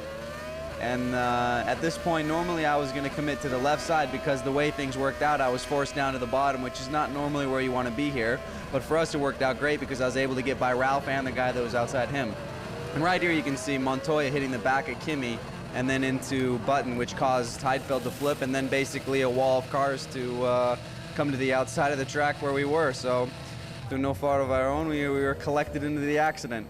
Basically, because I think Juan was so close to the inside, the braking of the car wasn't enough, and he went into the back of Kimi, which then put both of the cars into Button. And if we push player, you can see right away that once Button got hit, it was over for Heidfeld and myself, because when all three cars crashed, we had not enough time to go to the inside, where Ralph did. So it kind of turned out against us that we were able to pass him in turn one, because if we were for a little bit further back, we might have avoided the accident.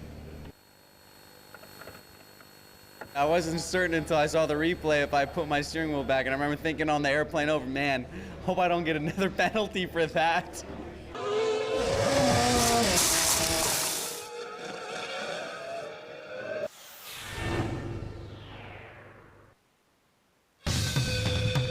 Qualifying at Manicourt was all about Ferrari and Renault. There was a mad dash to get the best position in Q3.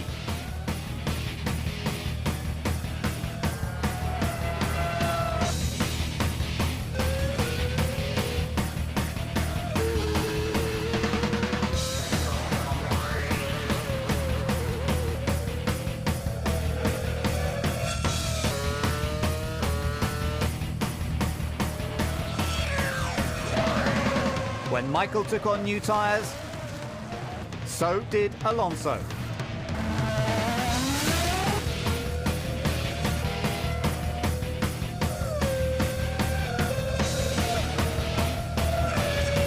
But Bridgestone reigned supreme to hand a fourth pole position to Michael Schumacher and Ferrari.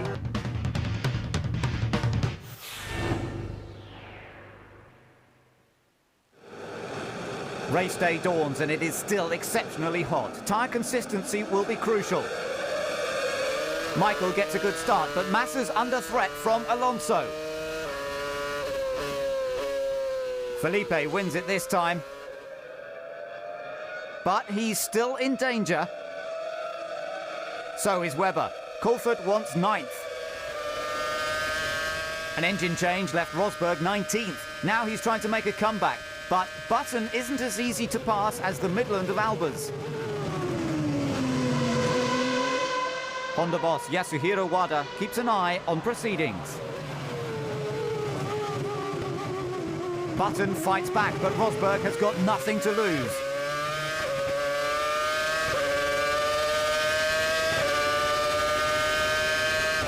It's Jensen that makes the move stick. Montero is in trouble.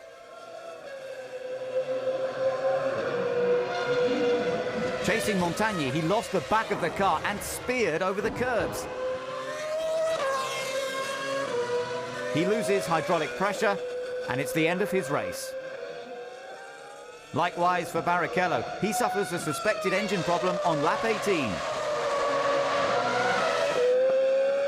Trulli gets defensive with Raikkonen.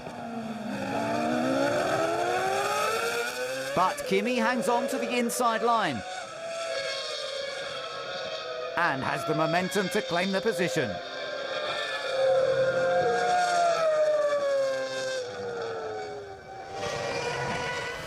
Pedro de la Rosa wants to make his presence felt. He has the bit between his teeth, and it's Heidfeld who loses out.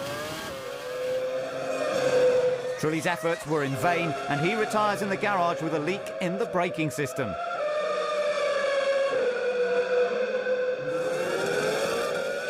It's looking bleak for Mark Webber as well. This wheel rim failure harmed his aerodynamics and his French Grand Prix. Felipe Massa pits for a third time and drops to third place. Renault knew it would be hard to pass the Ferrari on track and put Alonso on a two-stop strategy. He's second and doesn't need to pit again, but with less than 10 laps to go, Michael leads by more than 17 seconds. Not even Alonso can change that. Michael Schumacher takes his 8th win in Manicure, bringing his career total to 88.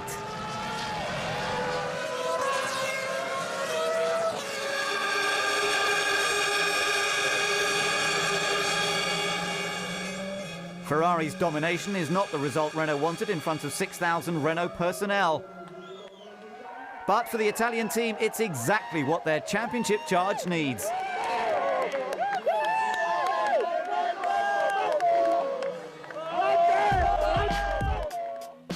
Ralph ends a long run of misfortune to finish 4th.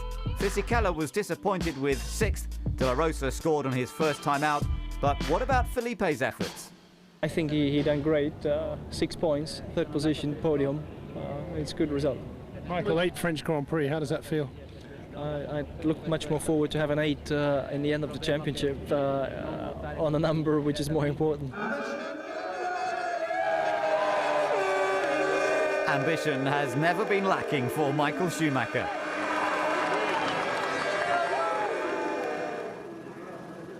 The German Grand Prix sees 2 debuts. Super Aguri run their SA06 for the first time, and 3rd driver Sakon Yamamoto will take over the driving duties alongside Takuma Sato. But the youngest Japanese driver to start in F1 had a rather troublesome weekend with technical problems on Friday. On Saturday morning he left the track at the last corner and had a heavy impact with the wall, wrecking his new car.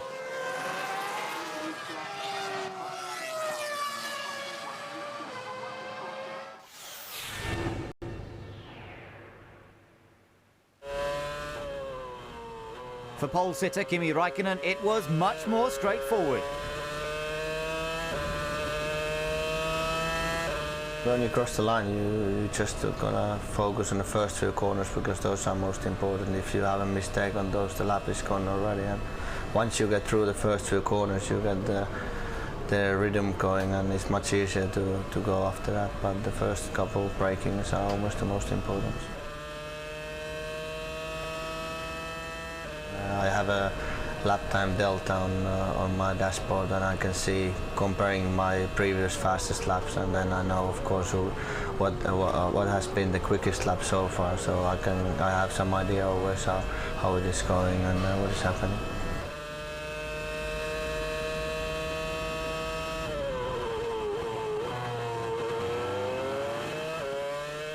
We were within a situation that we needed to really get the pole position, and I didn't have much to lose, so I was pushing as hard as I could, and the car felt it great.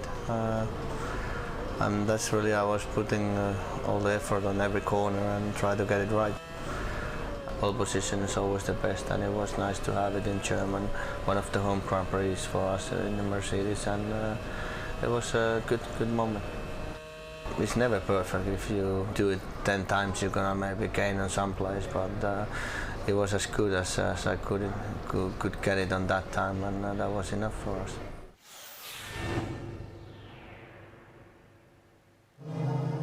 The green flag can only mean one thing. The 2006 German Grand Prix is about to get underway.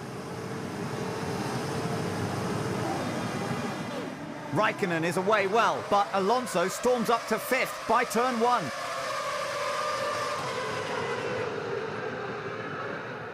Kimi streaks ahead while everyone else fights for space. Räikkönen leads Michael, Massa, Fisichella and Alonso, but Jenson Button is eyeing up the Renault and he's jumped him. Now Ralf Schumacher makes a mistake, can't avoid contact with Coulthard.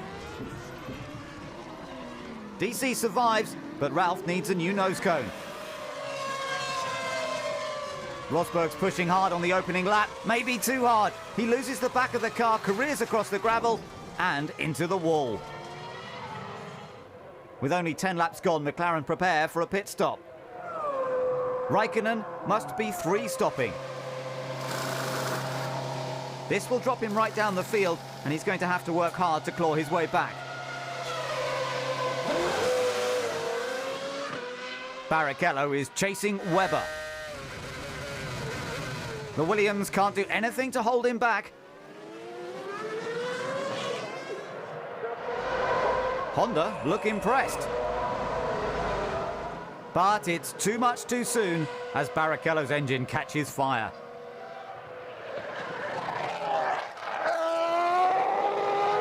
Leaving Rubens to hot-footed out of the car and out of the race.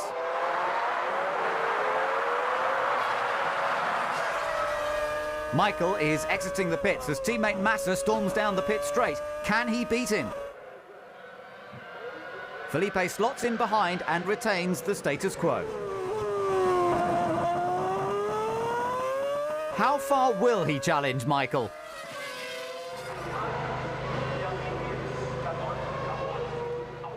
It's a bad day for Villeneuve. Now that's game over.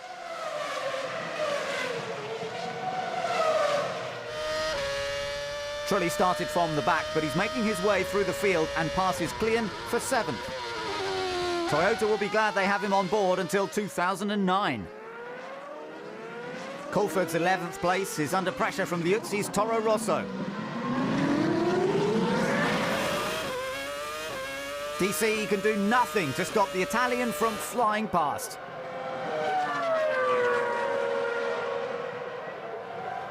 Raikkonen rejoins from his 3rd pit stop into the path of Mark Webber. He keeps his cool and holds his position.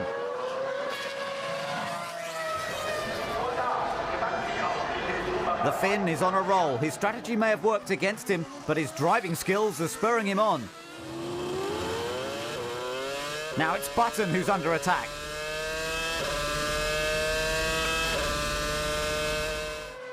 The Honda is suffering massive amounts of tyre graining and can't fight off the resurgent Kimi.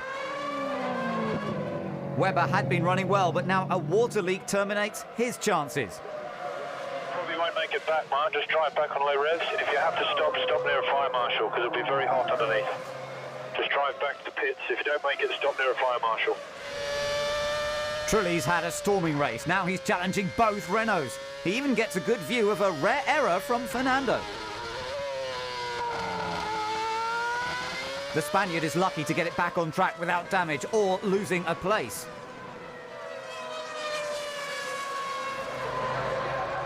At least it gives Ferrari something to smile about. And so does this. Michael wins his home Grand Prix with Massa a close second.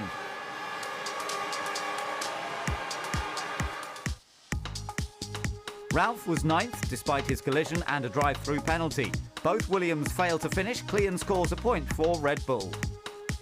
So, where does this leave the championship? Fantastic job, Michael. Fantastic job. Well done, well done. This championship's back in our hands now. We win the last 6 races, we win the championship. Fantastic drive, well done. The F1 circus moves straight to Budapest to the news that another big name has made a sudden departure from the sport. Strong Friday performances ensure that Robert Kubica of Poland steps up to replace Jacques Villeneuve for the rest of the season.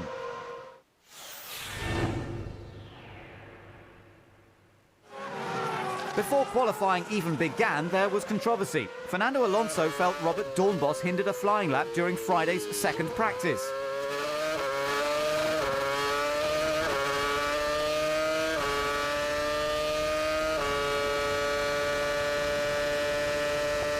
Alonso was deemed to have deliberately brake-tested the Red Bull and was handed a 1-second time penalty for each part of qualifying.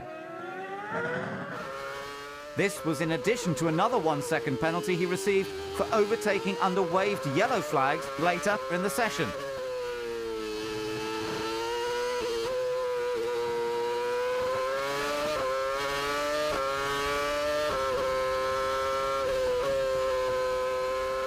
He wasn't the only one facing the wrath of the stewards. Jenson Button's fiery car brought out the red flag in Saturday practice, landing him a 10-place penalty for a new engine, but it was the other championship contender that made a big mistake.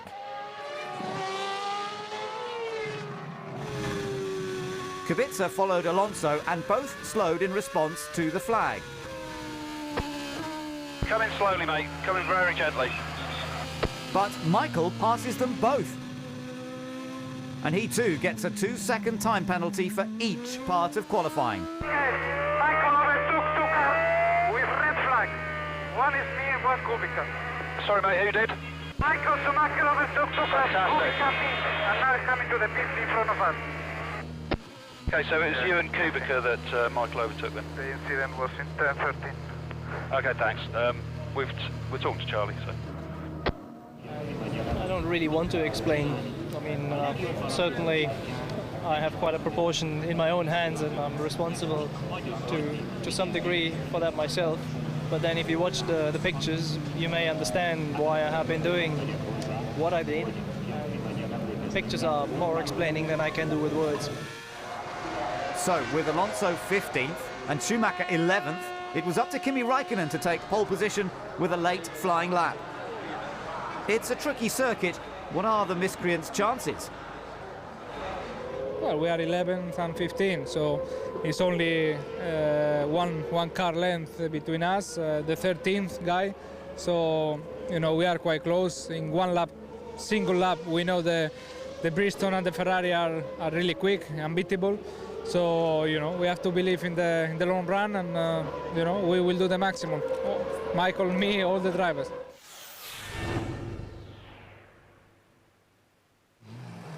It's been a stormy weekend in more ways than one, and on Sunday morning the weather has taken a real turn for the worse. Alonso has to fight his way through the field.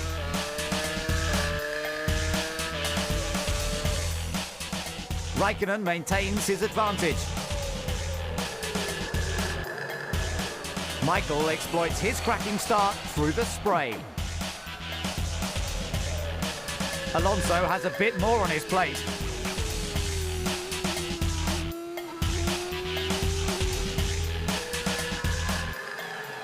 Kimi still leads Barrichello, De La Rosa and the two Ferraris. Michael makes up even more ground. But so does Alonso.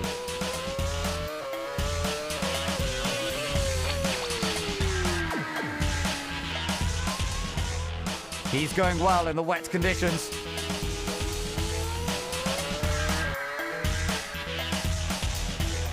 He's got as far as Massa.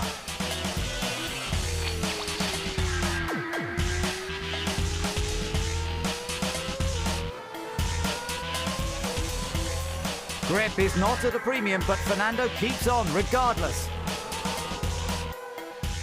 There are the leaders, but where is Alonso? He's after Fisikella's 5th place. Button is gearing up for Coulthard in 8th.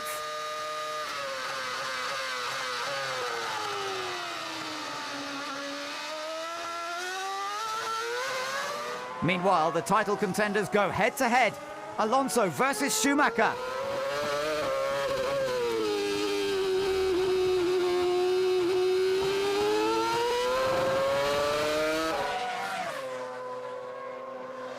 It's a tense crusade for 4th.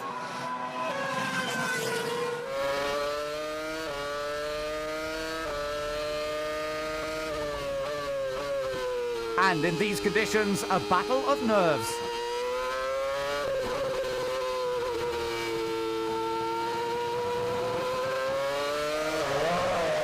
Barrichello started with wet tyres, which paid off initially, but he needs the intermediates now. Teammate Button began on the inters and is making steady progress through the field, claiming 4th from Schumacher.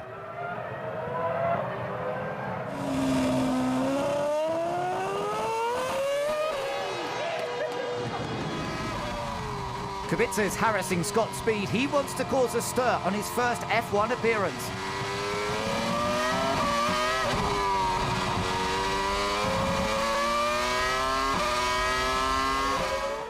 Ferrari are struggling. There's little between Schumacher and Fisichella in the battle for 5th. Nothing, in fact.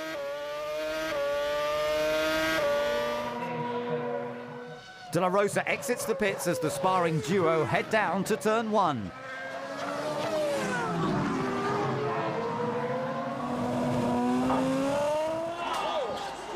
This time, the consequences are clear to see. Michael has wrecked his front wing and will have all that work to do again. It's not exactly plain sailing at Renault. Okay, mate, take it easy. There's some oil about somewhere. Fizzy's had enough. Alonso heeds the warning, but it's too late for Fisichella. Pedro de la Rosa's catching his teammate, and instead, he sees this.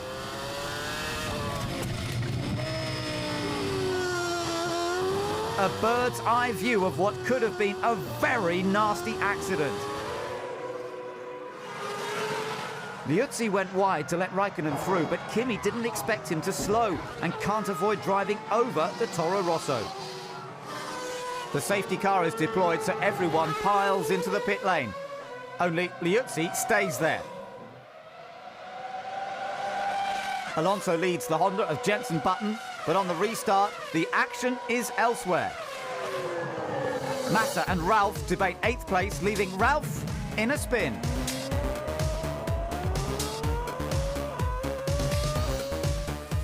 Coulthard is chasing Heidfeld.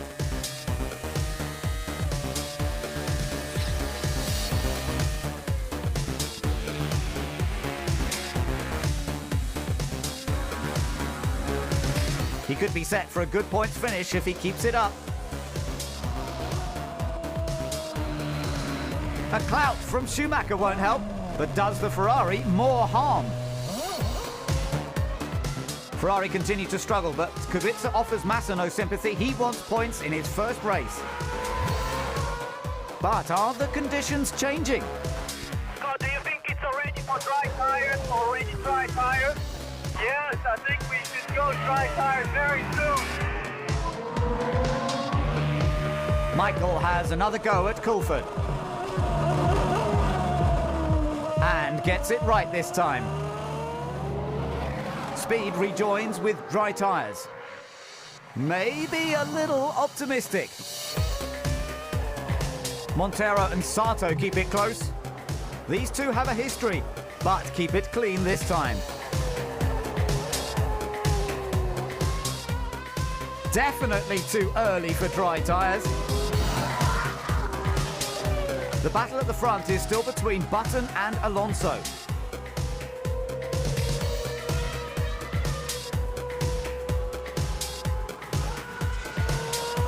On the drying track, Michael is in his element.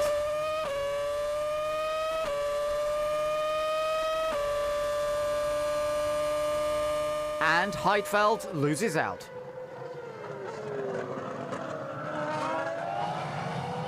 But at least he stays in a points position. Michael pits. But doesn't change his tyres. Does he have a trick up his sleeve?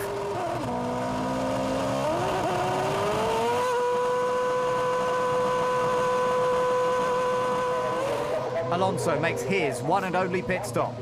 He does take on more tyres. Could this be a defining moment in the race?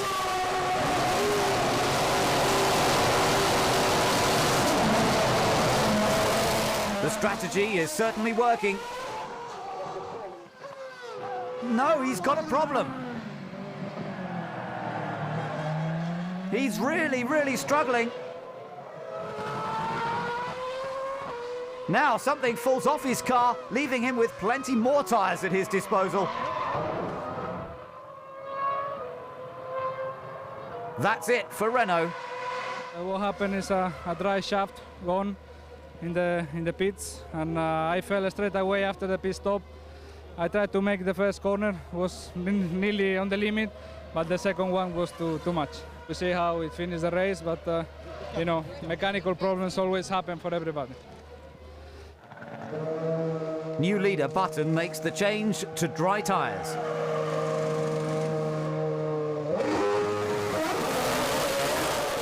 He exits the pits and is still in the lead. Michael's intermediates are starting to fade, leaving him prey to De La Rosa on dry tyres.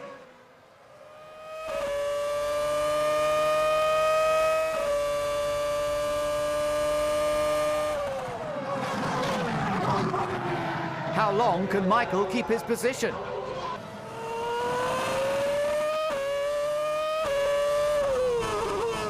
They avoid contact, but Michael also avoids the chicane. This time, not quite.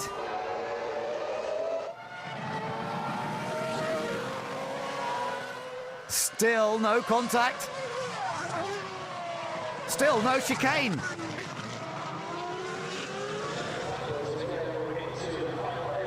Now Heidfeld fancies his chances. The track is nearly dry and a podium is in reach.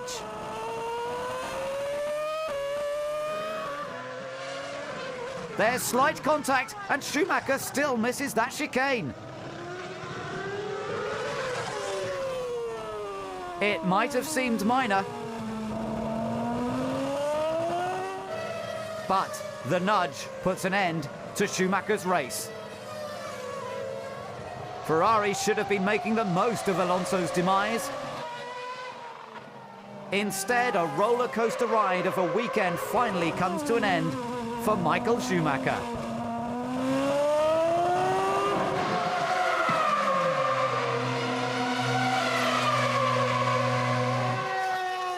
Keeping out of trouble reaps huge rewards for Jenson Button.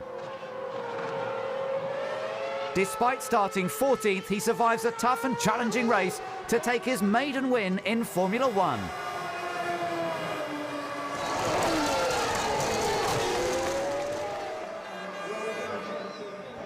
After 3 years with Honda, the hard work has finally paid off. It's an emotional moment for everyone.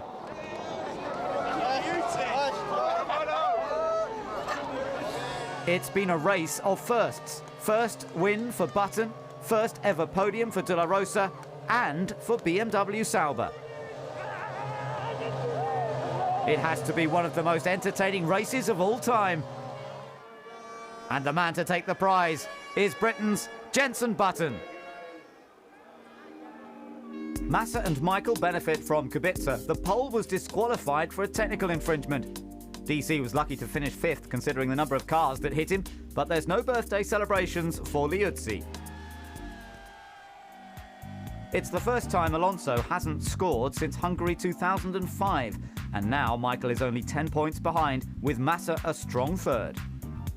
Only 7 points separate Renault and Ferrari. Williams have gone 8 races without scoring. Midland and Super Aguri are yet to get off the blocks.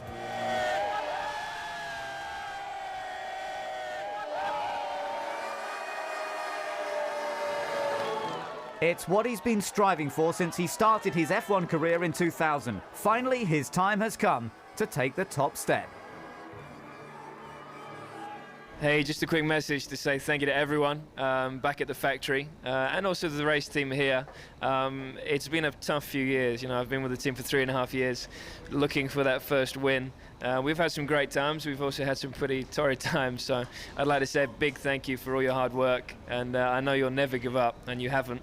But here we're here at the moment to celebrate our first win. So thank you very, very much, and hopefully this is one of many. Yes, number one. Istanbul plays host to round 14 of the season. Winning races is not just about having the best driver or the fastest car. There are many key people behind the scenes.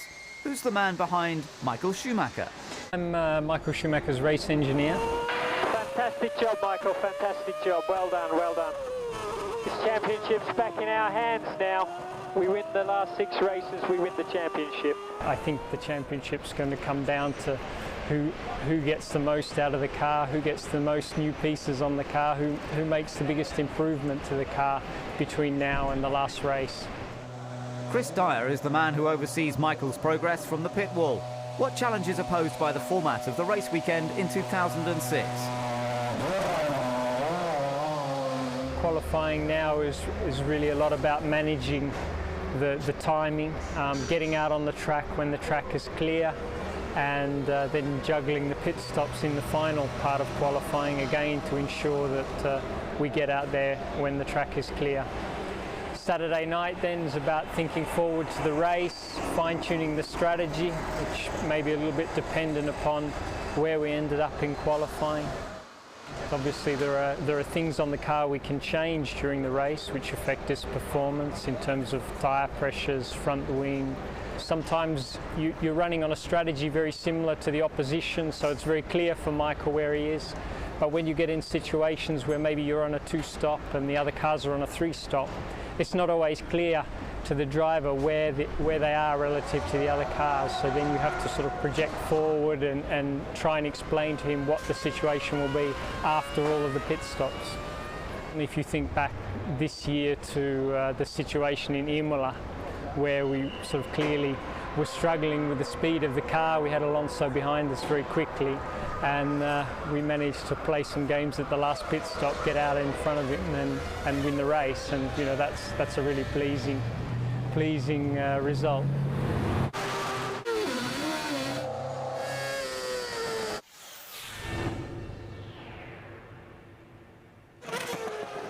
Ferrari certainly seemed to have it right in qualifying.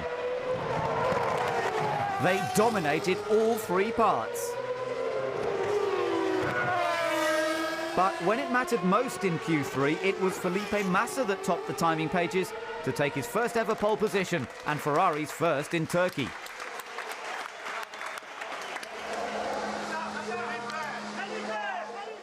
A fantastic moment for me. The first pole is always much more important than the others, because you know, when you get the first time, you're really much more happy, and it's just a surprise. So I'm really happy, and team is doing a great job, and I will never forget this moment. It was really fantastic for me.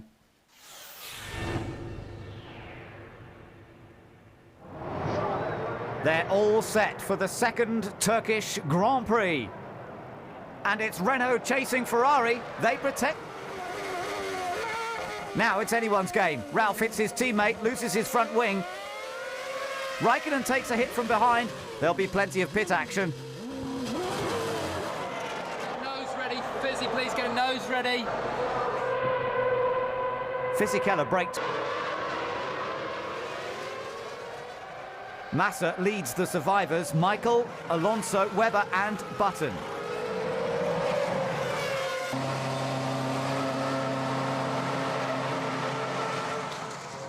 Innocent victim Nick Heidfeld is also in for remedial action.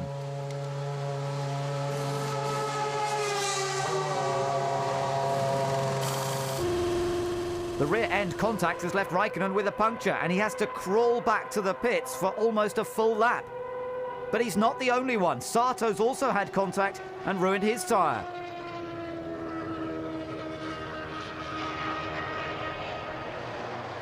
Ron Dennis is desperate to investigate. Kimi crawls in. Yes, it's definitely punctured.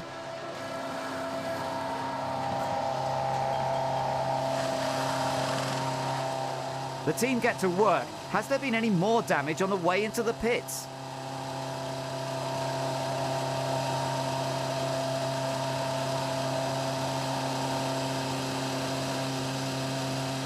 The McLaren's bodywork is not looking too good.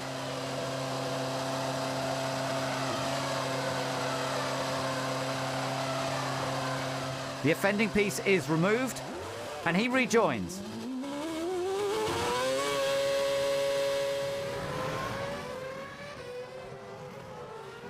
But Kimi goes into turn 4 with no rear end grip.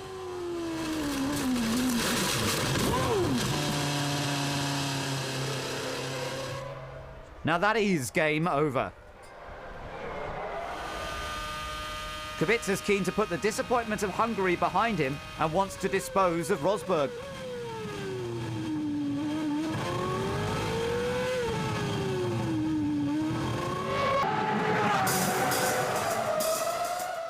Fisichella wants to make up time, and it's Kubica holding him back. De La Rosa has Klein in his sights.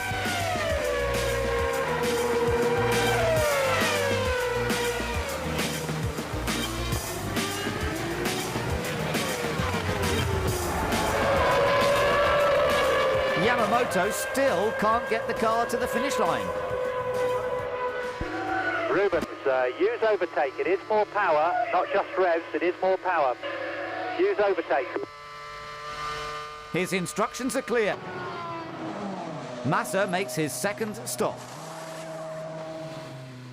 And guess who follows him in?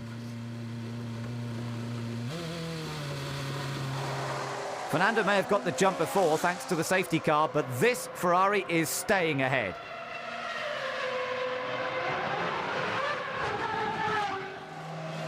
Michael has struggled with his second set of tyres. Can a new lot help him catch the Renault?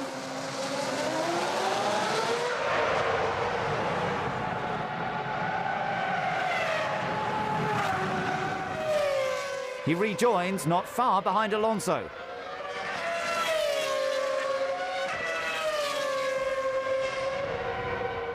And starts reeling him in. It's not long before Michael is looming large in Fernando's mirrors.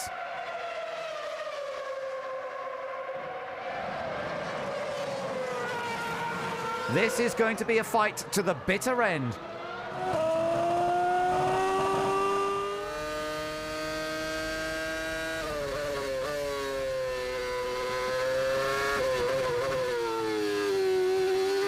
Michael closes in the corners, but Fernando protects his position.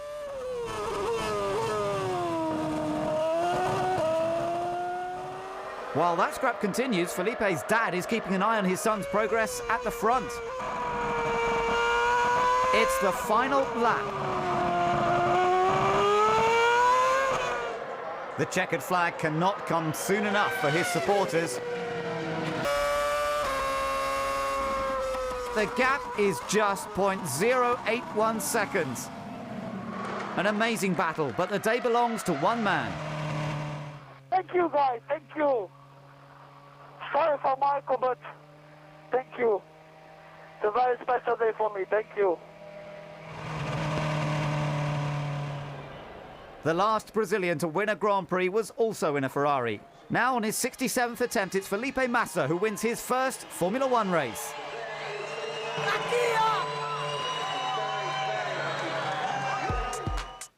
Honda get both cars in the points, but BMW Sauber are disappointed not to score any considering their grid positions. Two new winners in just as many races. So how does it feel? It's just special. I mean, really fantastic moment for me. The race was fantastic. And when I crossed the checkered flag, I just saw that I win. I mean, I'm here, I win the first race, and it's just amazing. It's a day he'll treasure for the rest of his life.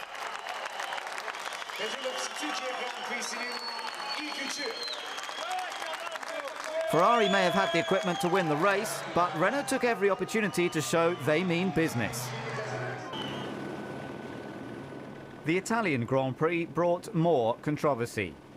Fernando Alonso had his 3 fastest times taken away for allegedly impeding Felipe Massa during his final run in Q3.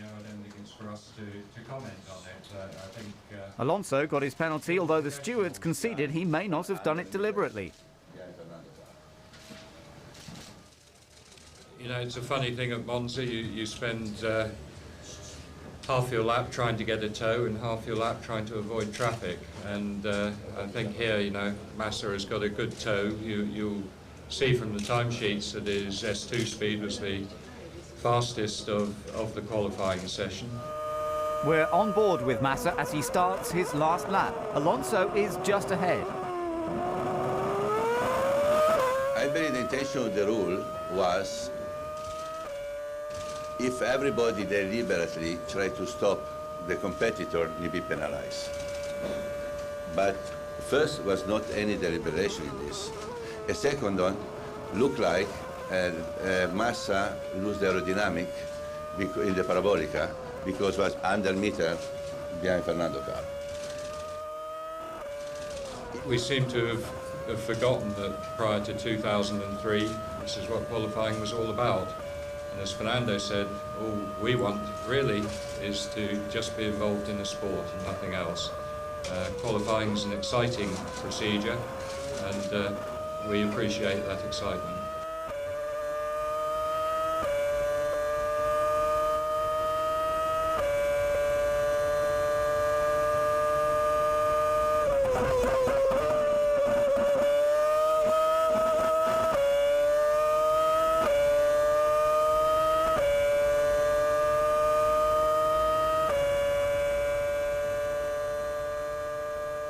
I did my lap with no blocking anyone intentionally, and only because I love the sport. I love the fans coming here, a lot of them from Spain, and I don't consider anymore Formula One like a sport.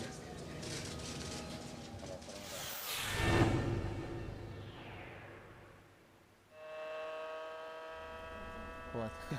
Raikkonen avoided the discussions and took the pole position. Okay. So first corner is going well. Okay, valid enough.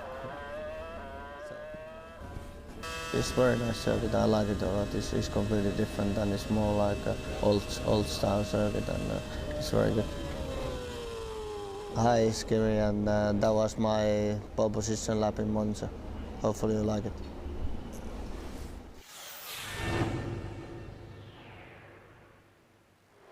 The predicted rain doesn't look like making an appearance for the Italian Grand Prix. Raikkonen's improved starting system does the job, while Alonso gets straight on the throttle and moves right around Barrichello. Turn 1 is always tricky. The quick starting Kubica's nearly caught out, but they all make it round with no disasters. Now the pole has his eye on his teammates' third position. Kimi leads Michael, Kubica, Heidfeld, Massa and Button, but things are hotting up between Alonso and Pedro de la Rosa.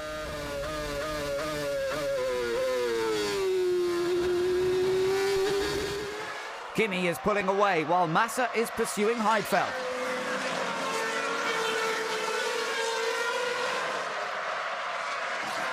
The Ferrari does it.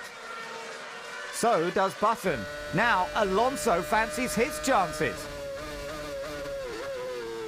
Heidfeld comes back at him.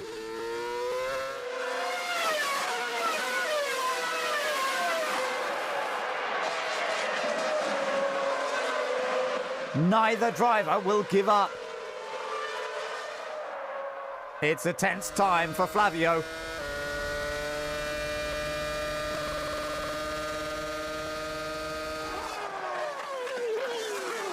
Alonso does it eventually, but not without a very near miss.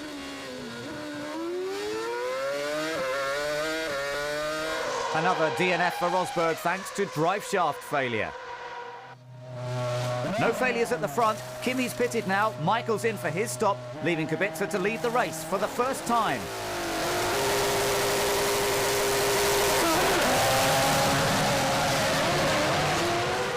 Raikkonen is in the final corner, but Michael is already at pit exit.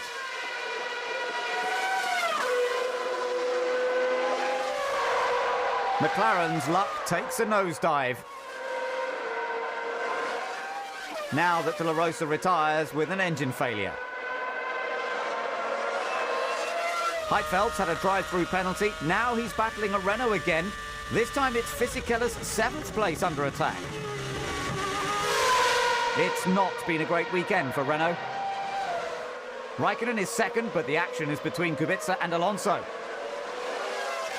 And it's a battle that goes to the pits. It's all down to the mechanics.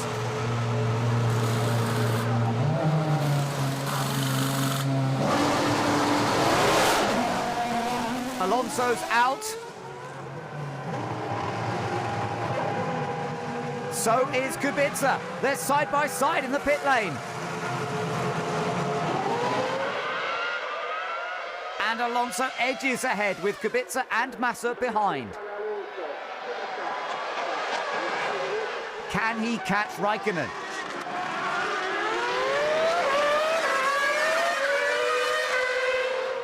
But someone's got problems. Massa has to brake suddenly. It's Alonso. Unbelievable! His engine fails him. The race disappears in smoke for Fernando. Could his championship be going the same way? It's caused problems for Massa too. Felipe destroyed his tyre avoiding the Renault, and it will cost him a points finish. Not so for Michael. He takes the maximum points available here in Monza.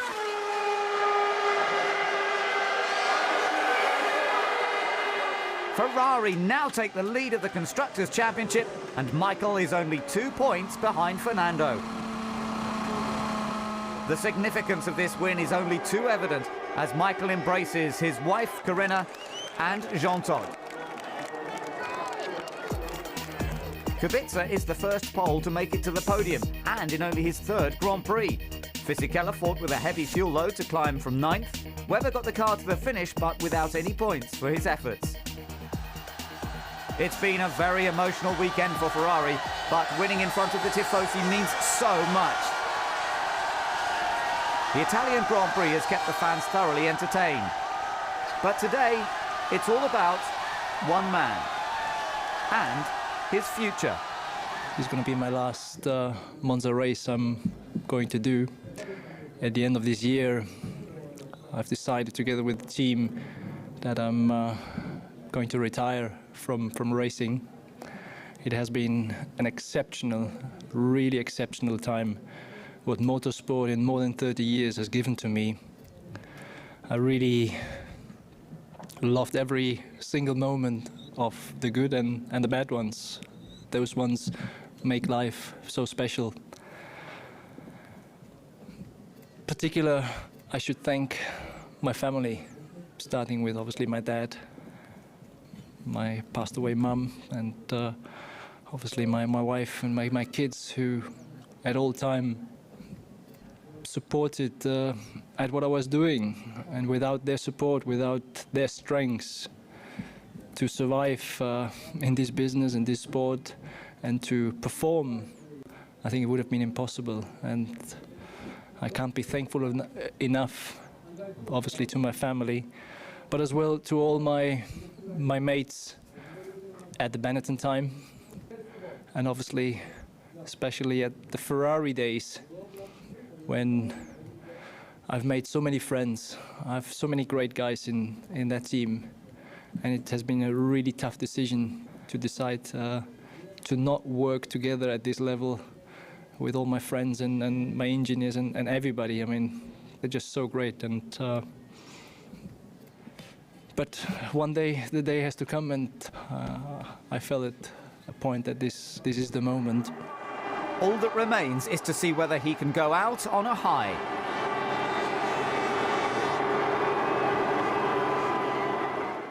The first of the final 3 flyaways is a rather damp weekend in China. Success in Formula One is a team effort. This is no more evident than during the pit stops. Getting fuel into the car is potentially dangerous. Every step is coordinated and rehearsed. Hi, my name's John. I'm one of the refuelers for Red Bull Racing, and I'm going to take you around a few of the controls for the fuel rigs. First of all, here on my helmet we have a red indicator that when we connect to the rigs, it comes on to let me know that we're ready to receive controls. Once we're primed and ready to put fuel to the car, the green light comes on, and then when we're waiting, the green light stays on as a standby, and when you connect to the car, the amber light on the end here comes on, and that shows that the fuel is flowing. Once the correct amount of fuel is in the car, both those 2 lights go off, and then the red light comes back on and we pull off of the car, and that's the last part of the pit stop as far as we're concerned. Now we're going to show you the fuel nozzle and the end that I control. First of all, we hold on the top handles, and at speed we have to go onto the car and line up these pins here, and once all those pins are correct, the second stage handles will then go down onto the car, and once that's all the way down, fuel is allowed then to flow through the nozzle. When it's ready to come off, you pull onto the bottom handles, that comes all the way up, and then you go onto the second stage handles and pull that up and then off the car. But that all has to be done very fast, because normally you're the last person they're waiting for before the car can leave. So the engine's revving, it's ready to go, so as soon as you're off, the car leaves the pits. Hi, my name's Ray. I'm a fuel rig technician here at Red Bull Racing. So I'm an engineer on the computer that operates everything in the fuel stop. During the pit stop, the car will come in and we will reset all these figures to the fuel density and the quantity that we need for the stop. As we're ready for the stop, we will communicate with each other. There's 6 of us on the refueling system, and we'll press the start button to activate the system, which will then change these lights at the top, and the dead man's handle will be opened by a third party. This is a safety procedure, so if we have a failure or anything else, we can automatically shut the system. When the fuel's finished, you will have figures that will tell you the motor speed and a fuel flow of 12 litres per second.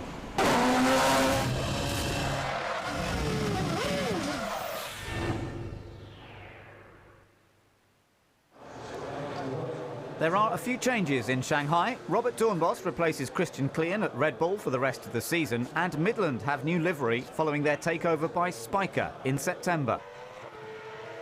Having announced their engine deal with Ferrari in 2007, their day took a turn for the worse. Montero's car ground to a halt with a mechanical problem during the wet qualifying session, bringing out the red flag. The waterlogged conditions made it very tricky to negotiate the track. It's really treacherous out there right now. We're hydroplaning in a couple areas, so we just need to wait until the very end. Too late.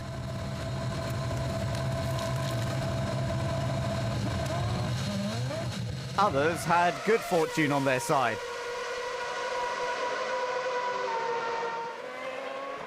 The Michelin tyres appeared to have the edge in the wet.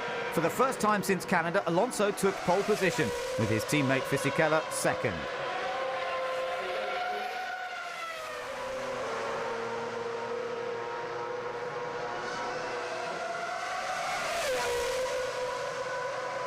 Will Renault's luck overspill into Sunday?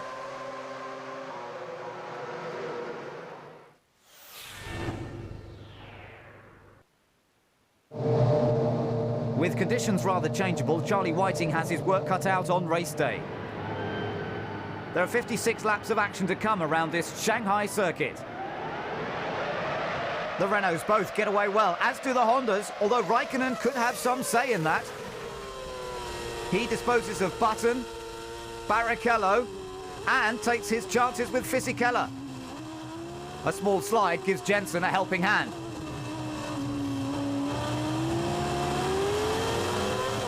But Kimi keeps pushing.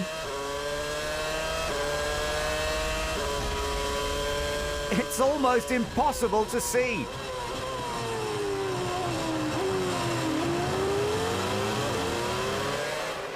The two Renaults lead, but Kimi won't leave Button alone. Through the spray, he finally does it.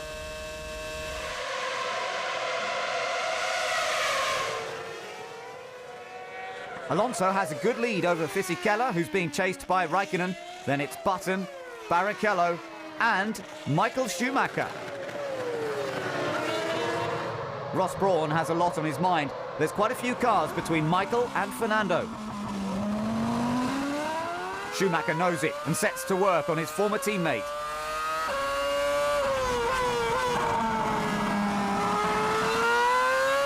Raikkonen is having a cracking race.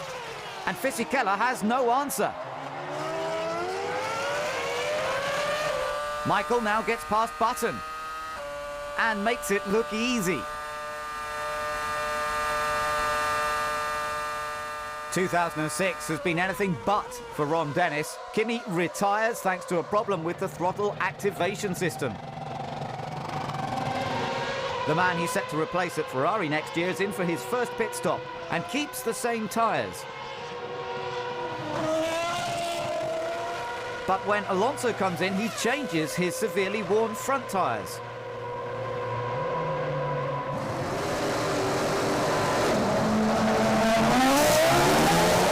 Is this the right decision?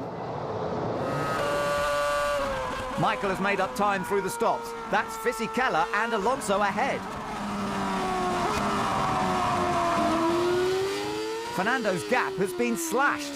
This could be the chance for Ferrari. Changing tyres has done Alonso no favours. He's not regained his previous pace.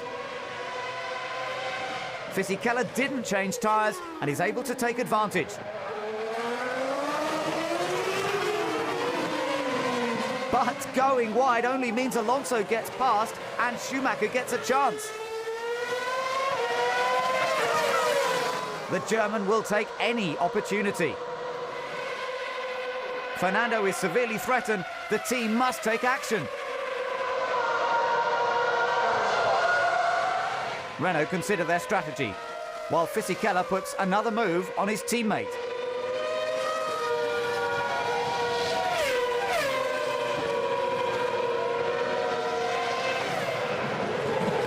This is really playing into Ferrari's hands. All Schumacher needs to do is wait.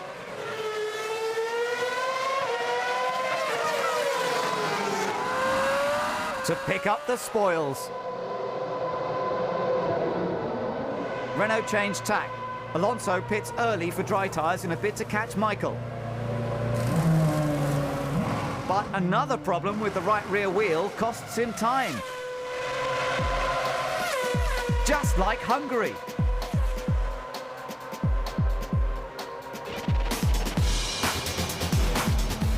Someone will pay for that. Massa wants to make up ground. This skirmish with Coulthard will only break his suspension and end his race. Fisichella takes on dry tyres and remains ahead of Schumacher.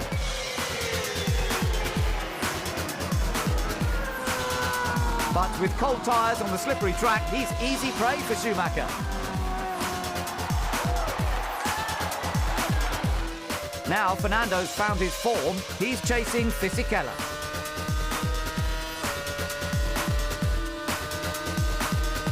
He's up to second. Can he hunt Schumacher down? Button's on a mission, and it's his teammate he's after.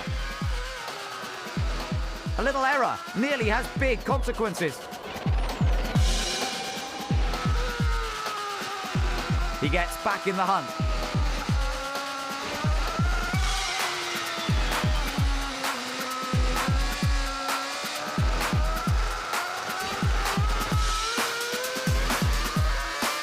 And achieves his objective.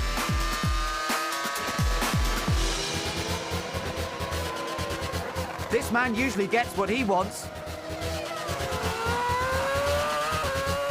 He's never even scored a point here before. Now he gets the full 10 and win number 91.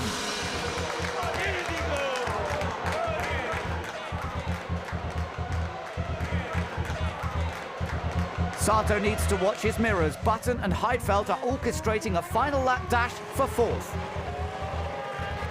But Barrichello comes from nowhere.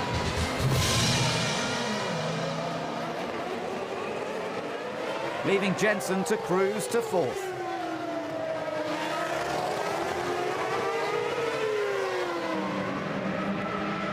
And De La Rosa, fifth. He might be retiring, but he plans to go out in style. Button finishes where he started, and Barrichello gets some points for the team. Yamamoto gets his first F1 finish, albeit 17th and last.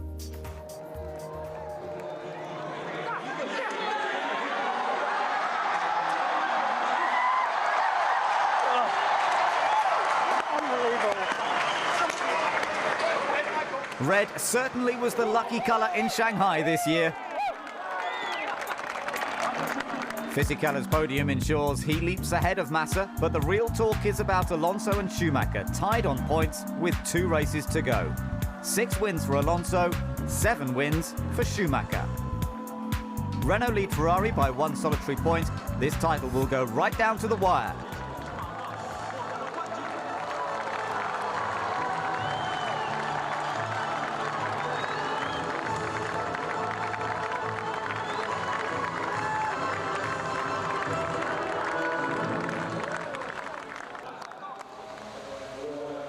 Michael is the victor in Shanghai, but who will it be in Suzuka?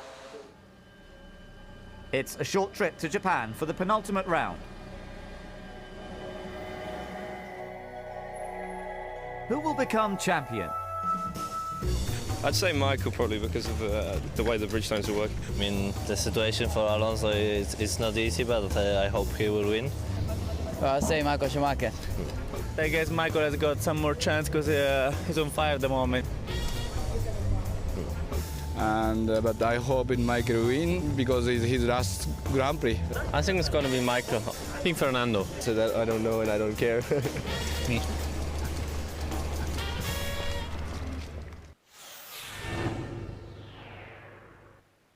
Hi, I'm Felipe Massa, and this is my pole position lap in Japan. So here we are in the main straight, 310 kilometers per hour. And here is a very quick corner. We're doing 6th gear, braking another quick corner, doing 3rd gear. Now we're going to the very quick change of direction, left, right, and very, very quick, which is everything is doing by 4th gear.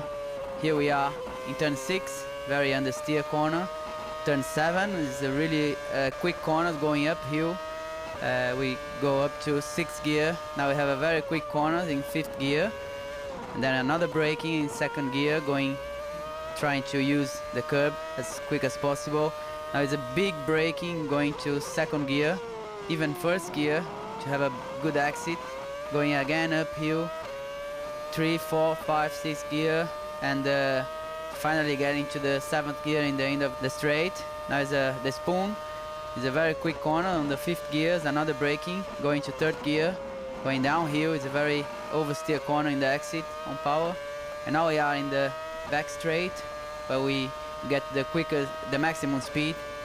And we're going to the 130, which is a flat out corner, very quick. And another very strong braking going to the last chicane on 2nd gear, using the curb and trying to get a very good exit. Yeah, and then we are getting to the end of the lap, and this is the pole position, which was very, very nice. Thank you, everybody.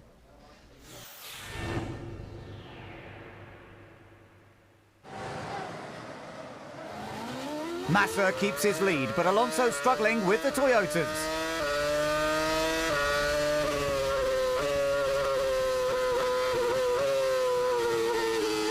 He gets past Trulli, but Ralph is more difficult.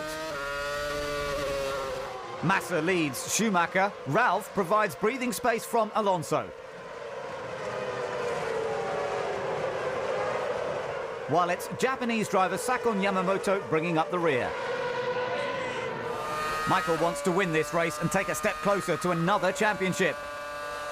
So he neatly disposes of his teammate. Alonso got ahead of Trulli. Now it's Ralph in his clutches. He started 3rd, but he's powerless to Fernando's onslaught. He has to take every opportunity. A Ferrari 1-2 is not good for Renault.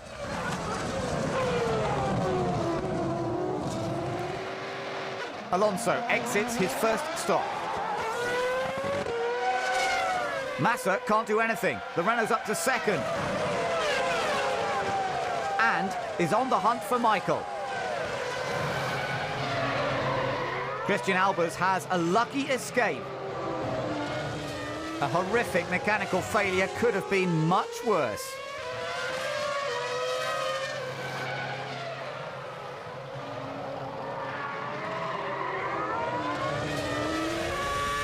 Kubica has had trouble here all weekend.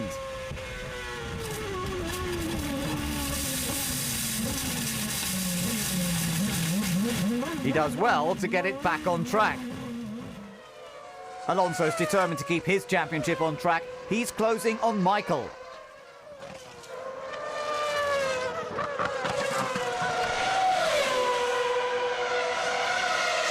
Will the pit stops change anything?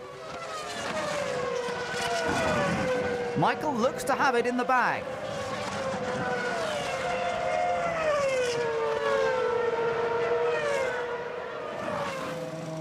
Race leader Schumacher is in.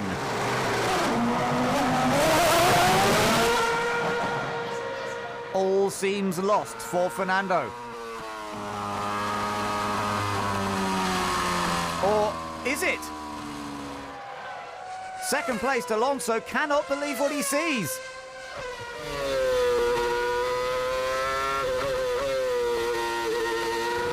The Ferrari is trailing smoke from a dying engine. His last engine failure was in France 2000. Just when both championships had been in his grasp, the situation has been turned upside down. Which means a rapid change in outlook for Renault. Alonso knows he can take it easy. He just needs to get to the checkered flag with no mistakes.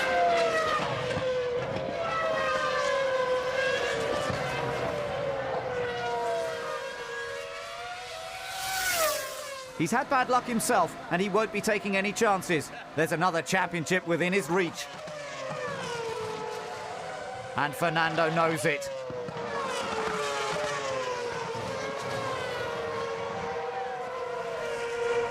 He takes the final few corners.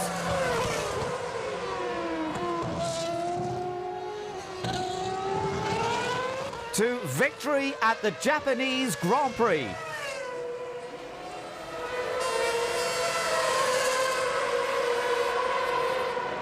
And he's ecstatic.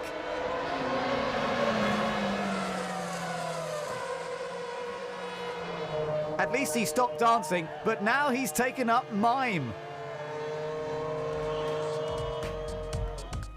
Only the second non-finish for Michael. Massa survived an early slow puncture to take second and leaves Ferrari with a chance at the constructors.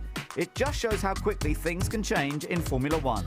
I had so many problems in the last couple of races. I lost one tire in Hungary, I lost one engine in Monza, and you know, sometimes I need to recover these unlucky moments. And for sure, when I saw the problem of Michael, I was in that point leading the race, and I just didn't believe what I was seeing, because also to see a mechanical problem from Ferrari car is not often that you see this problem. So it was second surprise, the biggest surprise of the race for sure. Well done, Fernando Alonso. 7 Renault team representing. This is it. It's round 18, the Brazilian Grand Prix, and it's the championship showdown between Ferrari and Renault. Schumacher versus Alonso. Fernando needs 1 point to seal the drivers, but if he fails to score and Michael wins the race, then it's a record-breaking 8th title for the German on the eve of his retirement. Does he feel any different? As usual, I want to do well. I mean, as I told you, I don't really feel very different. Especially when you're in a car, you're completely focused and concentrated. You don't think of anything else than ride the car on the limit, and that's what I'm enjoying. Just the team is ready for this last battle, ready as well, and we arrive thanks to the Japan's result in a good position, and you know, we try to make our best and do the final part of the job. When Q3 begins, Ferrari make it quite clear they mean business. The driver's title may be a long shot, but the constructors is anyone's game.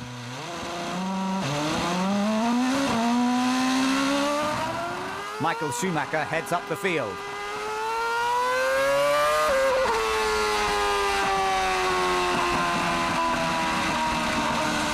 But that does not sound like a car ready to qualify. Schumacher's charge is halted before it's even begun with a fuel pressure problem.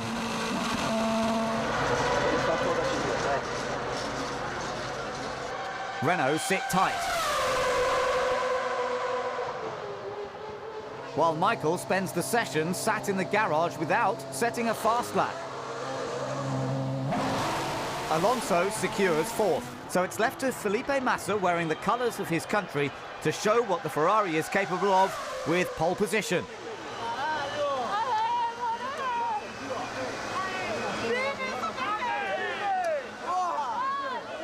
If I can achieve maybe a victory here, will be definitely a dream for me. We see what's going to happen is also in the championship. I mean, the drivers' championship in the moment is quite difficult for Michael, but it's not impossible. So we see if we can get that, and the construction, which is the most important for the moment, and it's still quite possible. to achieve, and we're going to do everything we can to achieve that.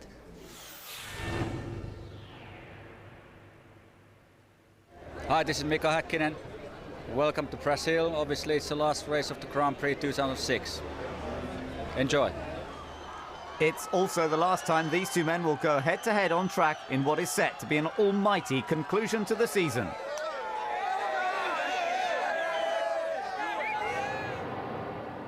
For the final time in 2006, the grid is ready to race. Michael has nothing to lose and uses every last bit of track. And curb. Heidfeld and Kubica are locked in combat with Ralph. Michael looks for space.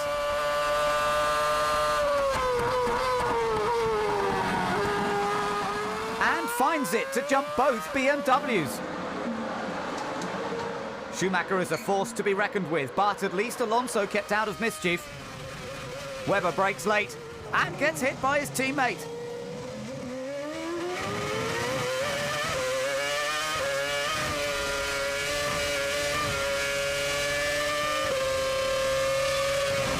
He won't survive that. Massa leads Raikkonen while Michael gets round his brother.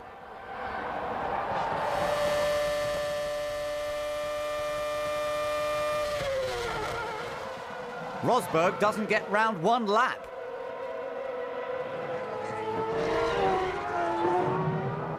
For the second year in a row, neither Williams makes it to the finish in Brazil. There's lots of debris that will take time to clear. Once it is, Michael wastes no time chasing Fisichella. That was very close.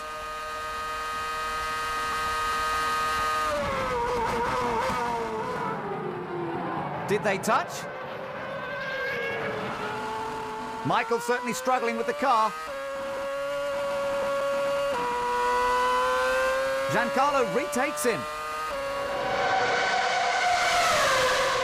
That Ferrari is definitely in trouble.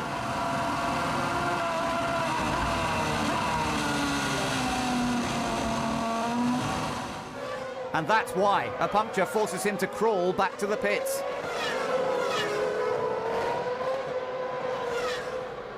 Chris Dyer gets to work on damage limitation. And the team replace the tyre and refuel him.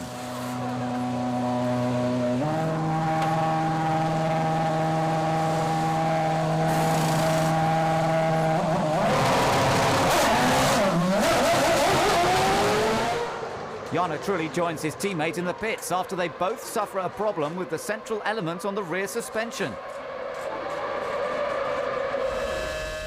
Raikkonen has slipped back after starting second on the grid. He goes even further back thanks to a charging Button.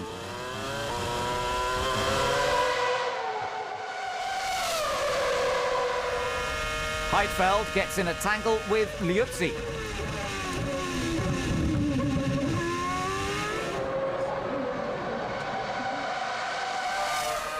Now teammate Robert Kubica is being hunted down by Michael.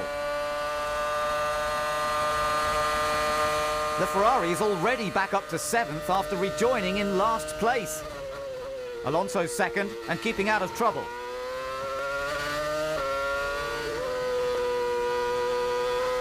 But he's got Button chasing him through back markers.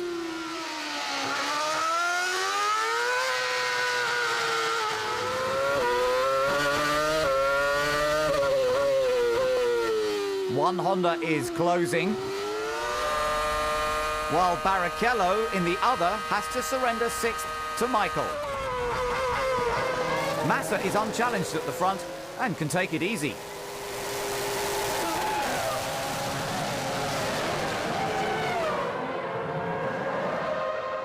With Michael storming through the field, the constructors' title looks risky for Renault. Alonso's right to be cautious after some rotten pit stop luck. But there are no problems. Amazingly, Michael's right back where he started, chasing Fisichella. It just shows how competitive the Ferrari really is today. When Fisichella locks up, Michael eases through to 5th.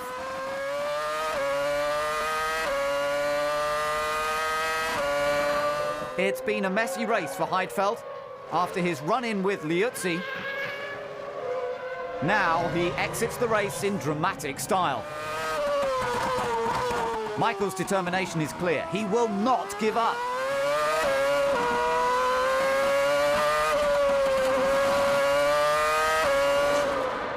And he's catching 4th-placed Kimi.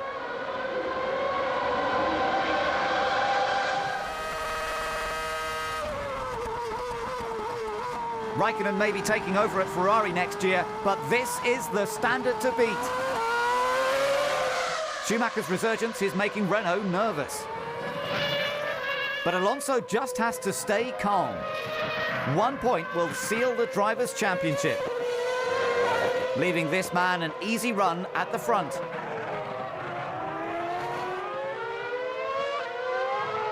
Winning his home Grand Prix would mean so much to Felipe Massa.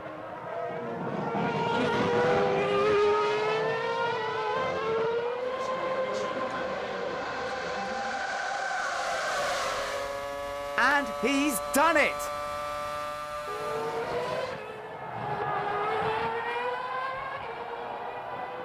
Felipe wins at Interlagos at his first attempt in a Ferrari. He is the first Brazilian to win in Sao Paulo since the late Ayrton Senna. A safe 2nd place ensures Fernando Alonso is only the 8th back-to-back world champion, and he's the youngest ever. It's been 13 years since Brazil got a home win, but Massa did it in style.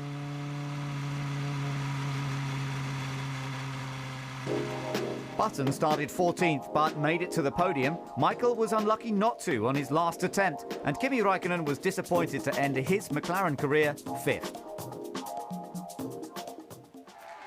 Renault and Alonso call it a day with both championships in the bag. Thank you. Fantastic job. Fantastic. All season. All season. Thank you for all these years. It has been a pleasure for me to work with you.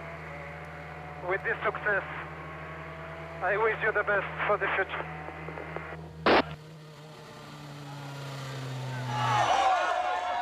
Another man looking to the future is Michael Schumacher. Disappointed not to be on the podium, he takes time to congratulate Felipe's achievement.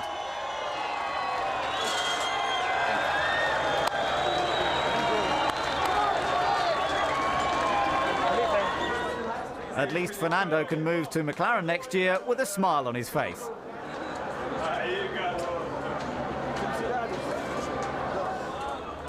Knowing that he is the 2006 Formula One World Champion.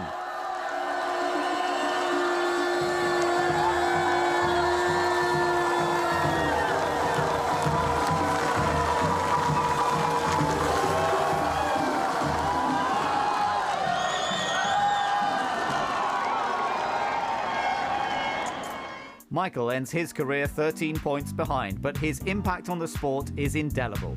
Massa did well to beat Fisichella and Raikkonen. Nick Heidfeld put in a strong performance. Ralph beat his teammate, while De La Rosa did well in only 8 races. Rosberg hasn't scored since the Nürburgring. Klein didn't finish the season, and Liuzzi got the solitary point for Toro Rosso. 8 drivers failed to score this season. Only 5 points decided the constructors. McLaren were a long way back, Honda and BMW were consistent, while Williams didn't meet their target. Toro Rosso got 1 point, but Midland and Super Aguri will want more in 2007.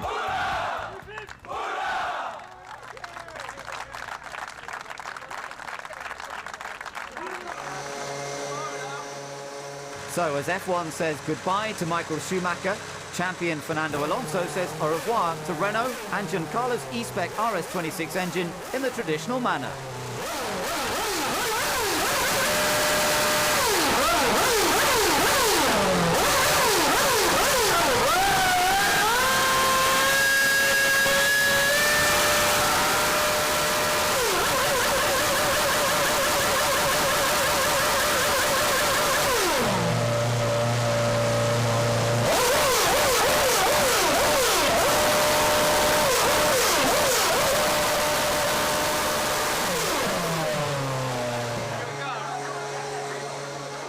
The 2006 world champion will be back to defend his title next year. But so will Renault.